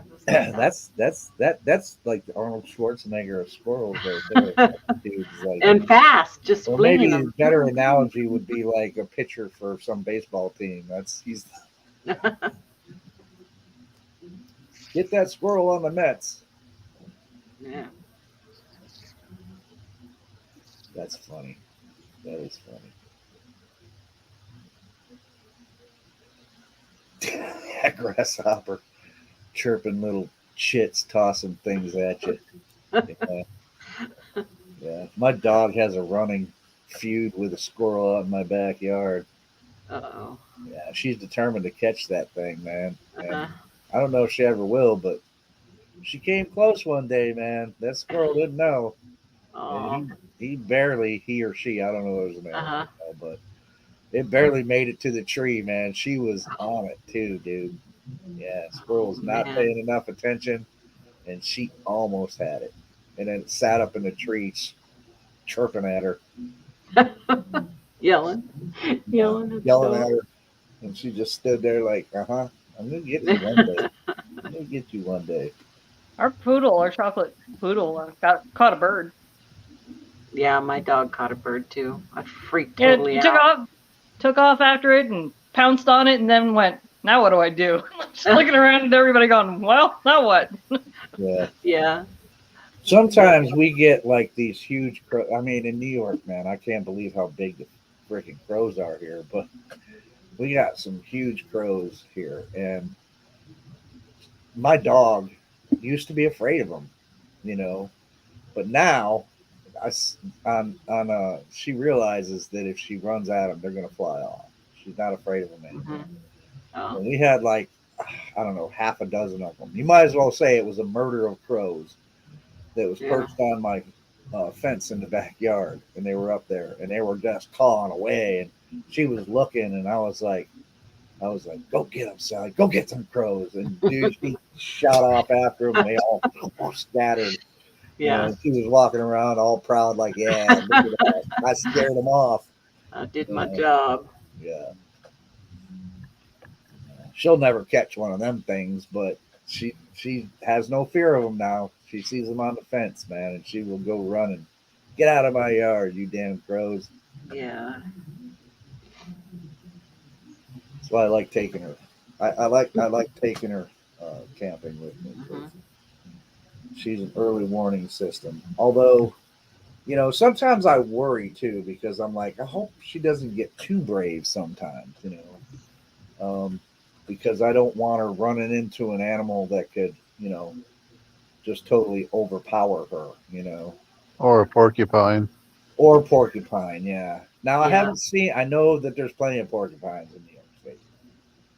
I rarely see them. They're mostly nocturnal, of course. Um, but yeah, that's one thing I'm always worried about. And sometimes snakes, but not so much in this part because although we do have rattlesnakes here, it's about the only poisonous one we really have to worry about here. Or I should say venomous one. I tell you, that's one thing that's absolutely terrible. If you go out, Joe, and you start like recording audio or whatever, is sitting there and listening to audio and having a porcupine come up and start eating right next to the recorder. Yeah. Oh, 4 hours of Yeah. oh, that was gonna, Well, dude, I saw a video of a I thought my mind porcupine. was gonna melt. It was a porcupine. Yeah, it was. They make some of the cutest noises. Oh, they do. Because I think this porcupine was eating a grape or something like that, and it was just making these cute little, almost piggy-like noises. Yeah. And it was adorable. Uh-huh. And I'm like, you can't pet a porcupine, but you really kind of want to pet that one, right? Because it's just so cute, right? Doing that thing. Yeah. But, A snake? oh, Graz, I already have one of those training collars on her. She wears it. She's pretty good about it too. I mean, she doesn't get far from me. You know, but I still worry sometimes when I'm out. Like with that bear, I mean, she wasn't like running at the bear because I think because she didn't know what it was, I'm pretty sure probably the first bear she's ever seen. Unless that one time that she come tearing past me on a trail one time after she had just kind of deviated off the trail a little bit into the woods and then just came seconds later tearing out. Unless there was a bear or something she saw then and scared her. Pretty sure that was the first one she's ever seen. I'm just worried that she might get familiar and be like, well, that thing doesn't scare me so much. And you know how dogs are with bears. I mean, they don't think, like, hey, that bear could kill me. They just think, hey, that's, I'm gonna go bark at that thing and I'm gonna mess with it. But I worry a little bit, but she's pretty good at staying fairly close to me. So. Yeah, when I had my first min pin, Johnny Bravo, take him outside and take him for a walk. And for summer, we had this toad, and it was huge, huge toad. And him and that toad had a thing. We go outside, and that toad would hop out onto the concrete, and he'd turn around and go chase it, and it would hop away, and he'd be like, he'd prance back, and then it'd come back out, and I was like, oh. Oh, jeez. Yeah, I think my dog, it's Sally. She tried to eat a toad once, I think, but it was in my backyard. She found it was hopping, so she was curious. She kept nosing, and then she picked it up in her mouth. And I'm like, I'm not sure whether it's like, okay, I'm gonna eat this thing, but she picked it up in her mouth and she put it back down. I was like, Probably she just kept nosing at it, and and it was hopping, and she didn't end up eating it, but I thought for a second, I'm like, dude, she gonna eat that toad? Ew. Oh, Hilton, I'm sorry to hear Oh that. yeah, I'm sorry about that, Hilton. Yeah, that sucks. I mean, that is the biggest worry I have. Not so much the bigger animals in the woods. I just don't want to run across a rattlesnake or something.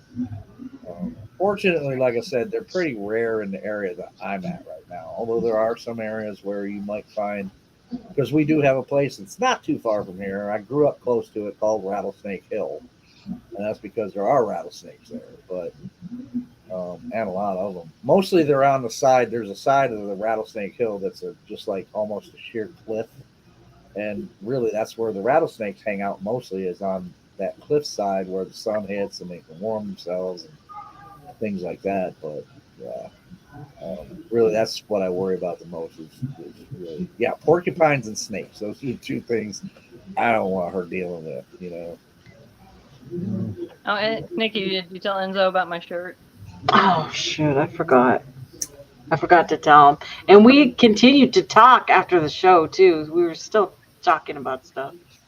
So no, I'll let him know. But you got to send me a picture because he's gonna want to see it. And you know what? My husband showed me pictures of the Bigfoot shirts, more just like the ones you bought. And so it's just they're getting around everywhere now. Yeah, well, I got that one on Temu. It was like $12. Yeah. Yeah, and Jen, you did see where I found I can't make a V-neck. That's what you asked. Yeah, for, yeah. right? Yeah, I don't Well, have access to V-necks. do they have like a jersey, like a baseball jersey? Oh, absolutely. Yeah, Yeah, maybe something like that. that's cool. When do you get time? Okay. Want your name on it? Yeah, on the front. Okay. Yeah, I can put your name on it.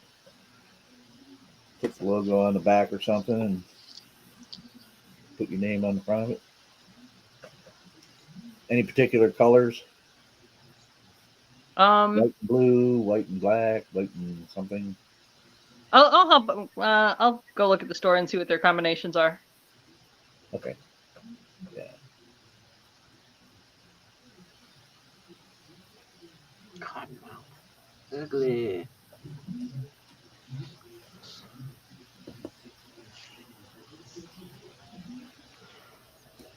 All right. Let's see. Raptor. No disrespect. I don't know why you have to.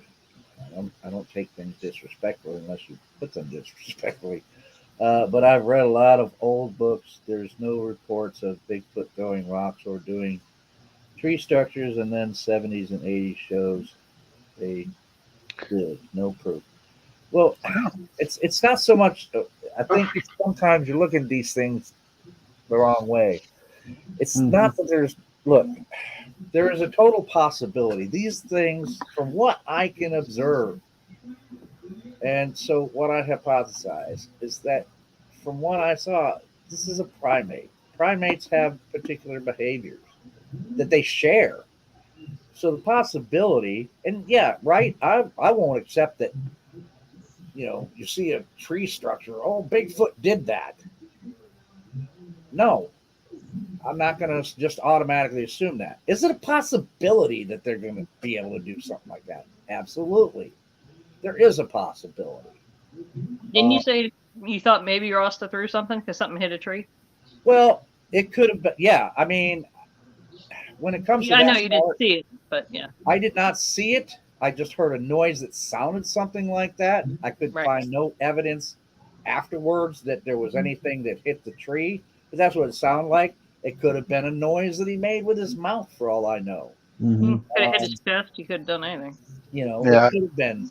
But, primates do things like throw stuff. They do build nests. So as far as that goes, there's always a possibility.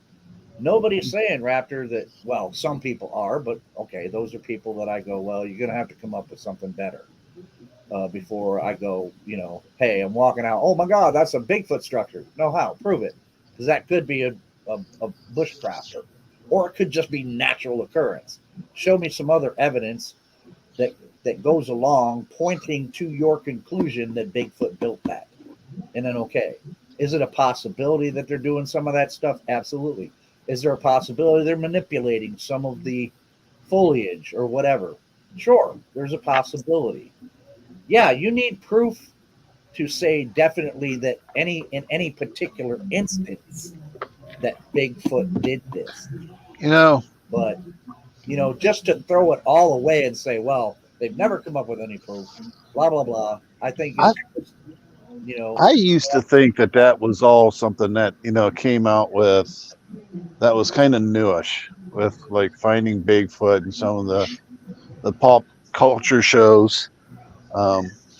And I got to be honest with you, it really wasn't too much of an interest for me unless they're talking like, simple structures. But I've recently had a conversation with some individuals and come to find out that that's not actually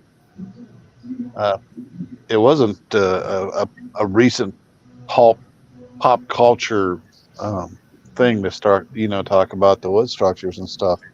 As a matter of fact, the generational gap was a multiple of 3, and it really it's the conversation has made my own consideration of them change a little bit. Now the wood knock thing, every wood knock that I've heard that I would consider suspicious, because I've sat on the ground and heard a wood knock 10 yards away and there wasn't nothing there. Right. That was just the tree expanding due to thermal forces within the tree, but that happens.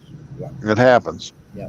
But and look, as far as the wood knocks go, I'm with you on that too, man. Could it be that they're doing some of it? Sure, there's a total possibility that they could be doing some of it. Have I been able to explain most of the wood knocks that I've heard? Yeah. Have I heard some that I can't quite explain what it was? Yes. The fact that group of that category of... therefore, it must have been Bigfoot. But it's just at that point, I'm left at, well, I don't know right now. Yeah. Right. For me, that category of the unexplained wood knocks that I've heard, because I've chased, videos of deer and everything else, that group is very specific in sound, and they all sound exactly the same, and they shouldn't.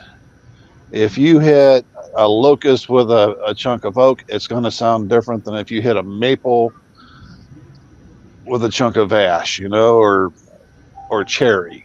It should not sound the same. The ones I'm finding suspicious, all have the same rapport to them. And they sound the same in video. They sound the same in person, and they all have that same quality to them. Right. And those are the only ones I particularly find suspicious. The light ones, there's 500,000 things in the world they could be. Right.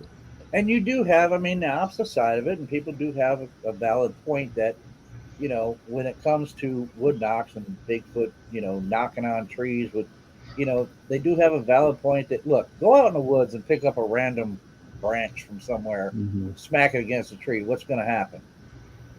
It's going to fucking break into a fucking bunch of pieces and not make a whole lot of noise. No. And there's that. But given the fact that this could be possibly a very intelligent hominin, then again, they might also, if they are making some of these noises by banging on trees, then they would know that, well, that one's not going to make much noise. They're going to find a nice stout branch that's not going to do that, right? So you might have that situation too. But yeah, you can't automatically go, well, I can't explain that as a tree pop or a branch falling or whatever. You can't just automatically fill it in with therefore Bigfoot.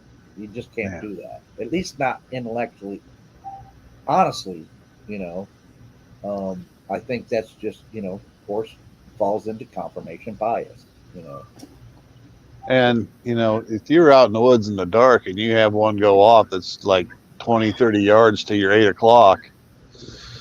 Okay. And it's that caliber, you're going to be like, okay, did that just happen? And what the heck was that? You're going to start thinking a whole bunch of different things quick and stand there in the woods and wonder what the heck's going on. And that's coming from experience. Yeah, I hear you. Look, man. Yeah, it's okay, Raptor. You can have questions. I can answer some of them. Some of them I can't answer. Some of them I gotta go. I don't know. But look, how do we know Bigfoot is a primate because someone said this? No, look, observation. Okay, Raptor. Now, whether you want to believe me personally that I saw that thing out in the woods, that thing observationally, from everything that I could see, that is a hominin of some sort. Hominin means it is an upright Right. walking Walking. primate. Okay, we are Period. primates. I know that there's people that are going to argue with me, and I'm not going to go into that. But we, I go by the science and what the evidence shows, and the evidence shows that we are primates. Therefore, that thing most likely is a primate. Why? Because morphologically it matches everything that primates are, and specifically it matches what hominins are. Walks bipedally, okay, basically. And so, therefore, if it's anything, it is a mammal, it is a primate. Now, what kind of primate it is, that remains to be seen. But from observation, there is only one family or one thing that it can fall into, and that is primate, the group called primates. Now, specifically, what kind of, obviously, again, with observation, I can hypothesize it's some form of great ape because that's what we are. We are a form of great apes. We are a species of them. Now, what kind it is, I have no idea. It's obviously not an upright walking gorilla.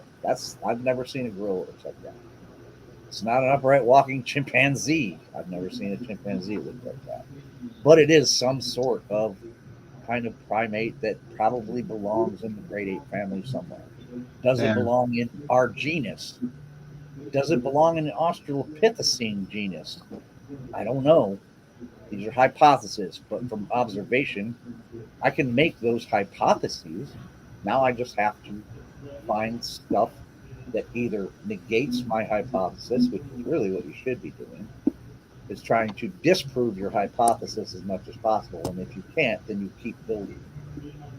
So yeah, it's not just because somebody said, "Oh, well, they're primates." It's from observation, Raptor. Now, They're not a fish.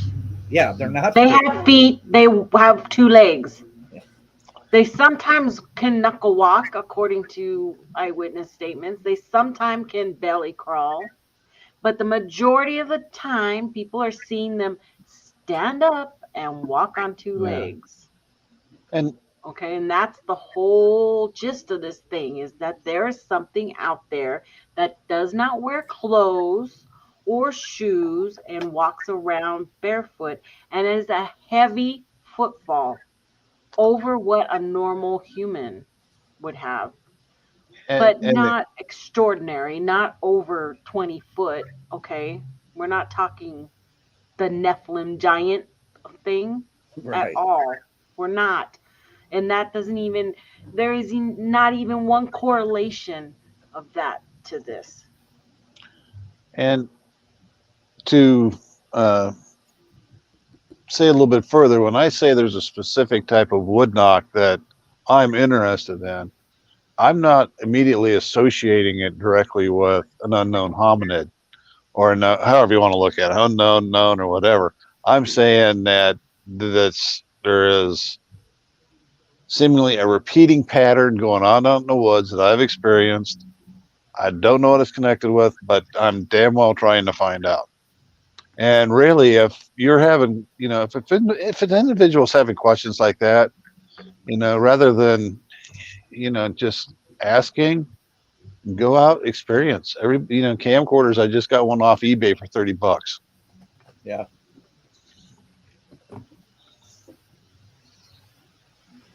Yeah. It comes from it's. There's no problem with your questions, Raptor. No. I understand, but you can't just assume that all this stuff is because someone said so. I don't appeal to um, authority. You know, I just know what I observed. Okay, and by observation, I can say Well, to me, morphologically, it fits with what everything that you would call a primate is. Period. Like Nikki said, it's not a fish, it's not a bird. Go right from the beginning, It's of it's the not a kingdom. reptile. It's Animalia. Go to the You next know, one. Yourself, you can do this, and it's very easy to start putting it into those classifications, all the right, way down to the family, to the genus, to the species. Just go one step at a time, all by yourself, and you're going to come to a point where you can't go any further because you don't know where it falls. right, right, exactly. Like You I can know, get as far as genus of what I hypothesize. I have no idea what genus it would belong in. The surprising similarity between that face and some of the earliest ancestors of humans is remarkably striking to me. So, therefore, can I hypothesize it's a good chance that it could be a species of the Homo genus? Perhaps branched off. I don't know. I'd need more data and stuff like that to be absolutely sure about that. Um, could it be its own genus? I don't know. I'm not an expert in evolution, though I study it as much as possible and I try to understand it as much as possible. But these are observations, you know. You can make good, educated guesses, hypotheses, whatever you want to call them, off of observation. That's how it works. Now, if you find out that for some reason your observation is wrong, then you start over. Mhm.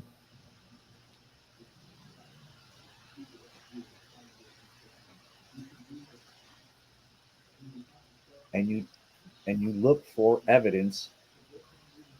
Most of us, you know, I'm not looking for evidence of existence. I'm pretty convinced of existence. No, I need evidence of everything else, what it you're, does, where it came from, how long it's you're, been around. Obviously, it's probably been around for at least as long as us and probably longer. you're looking for confirmation, which isn't a bad thing. That's another thing. Absolutely. Confirmation, vindication, however you want to put it. There's Yeah. something out there. You've experienced stuff. I've experienced stuff.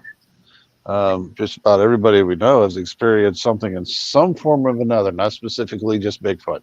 Mhm. Um, and you kind of those kind of experiences, whether you you want answers. You know, Yeah. what was that? What caused it? Yeah. Um, That's my biggest question. Where, now that I know that there's something out there, mhm. where does it fall in that tree of life? Where does it fall within our particular section? And that's an interesting thought because I never really gave a whole lot of thought towards. You have a specific question that you're looking for from the sounds of it. Where I'm kind of like the dartboard. I'm just all over the place.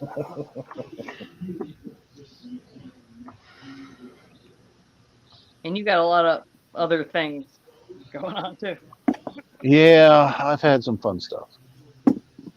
Well, I mean, it's a mystery, and again, we know that there's a lot of people who claim that they have all these answers about the mystery, but they don't have a lot of proof to show how they know it.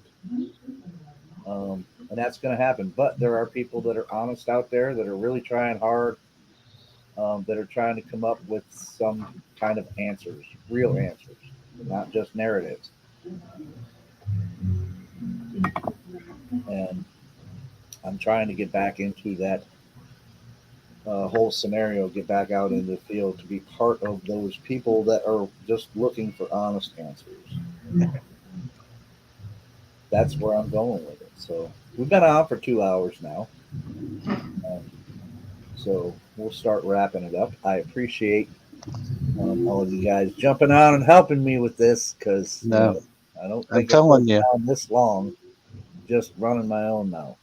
So, Before I go, okay, Joe, when Steve calls, he's got to drive past your house, hop in his van, just grab a hold of Molly, hop in the van, make your way down to Hocking Hills. Nikki, just jump in Jen's luggage on the way back home. Come on down. yeah, that's a good thought. We're gonna see. We're gonna see. I can't, like I said, I can't guarantee it, man. But Well, there's camping, like tent camping and stuff around there oh, I too. know. Track there. Yeah, Yeah, there's tent camping. The talk about what you guys are doing in Mount St. Helens this year, which is super cool. And I'm with Joe. I'm envious of your trip. Um, I thought maybe next year or whatever. Hocking Hills is a beautiful area with a lot there that people can hike and see. Not just Bigfoot, because obviously it's a touristy area, but maybe next year or whatever we can do some kind of get together there. yeah. The year that I went to Hocking Hills, I mean, there was camping right there at the conference. So yeah, so that was always good. So that's cool. But yeah. So anyway, but in summary, guys, yeah, I'm focusing on work. So yeah, you're not going to be seeing that much or as much of me here as you have in the past. Um, Again, I will, of course, show up on somebody's show if they invite me. If I have something interesting, I'll do a podcast. But other than that, I'm going to be focusing on work and getting back out into the field. Um, again, which is where I feel like I belong, and not so much here. So um, I hope to see everybody again when I pick it up. And keep your eyes open, guys, because like I said, if something comes up, it'll either be posted on the channel or start following my pages if you don't follow them now, and it'll be there too. Because I do regular posts sometimes on the actual Bigfoot pages of stuff, um, and so it's always going to be there. Not quite as active for the time being, but um, I'm not going away. Not going away. So, Raptor, I put the link to the Bigfoot mapping project in the chat there. You can look up that question you have there about Hocking Hills and anywhere else. It's a really easy site to maneuver. You just put the area you want to check out, and it'll bring up all the reports that are in that area. Or just look up the BFRO. They still have a lot of good reports on there. So those are the Track. two main places. Track. Don't hop off when we go off. I want to ask you something. Sure. Okay. yeah, I mean, if you guys want to hang a little bit in the backstage, that's fine. We don't have to jump right off. Since I don't have to go to bed early and get up to go to work tomorrow because I'm not doing that shit on festival weekends no more, man. So anyway, thank you, folks. I love you guys in chat, man. Great questions all the time. Raptor, stop apologizing every time you fucking ask a question, man. I don't get offended. I will try to answer your question. A lot of times the answer might be, I don't fucking know, Raptor. But if I have something that could qualify as an answer, I'll give it to you, man. So don't worry about that shit. If you haven't, hit the like button on your way out. Yeah, please don't forget. Hit the like, share, do all that stuff, man. All that stuff. Yeah, all that stuff. And I appreciate it all. Don't sweat the petty stuff. Don't pet the sweaty stuff. And I'll be coming at you with something coming up. So, everybody, love you. Have a good night. Peace.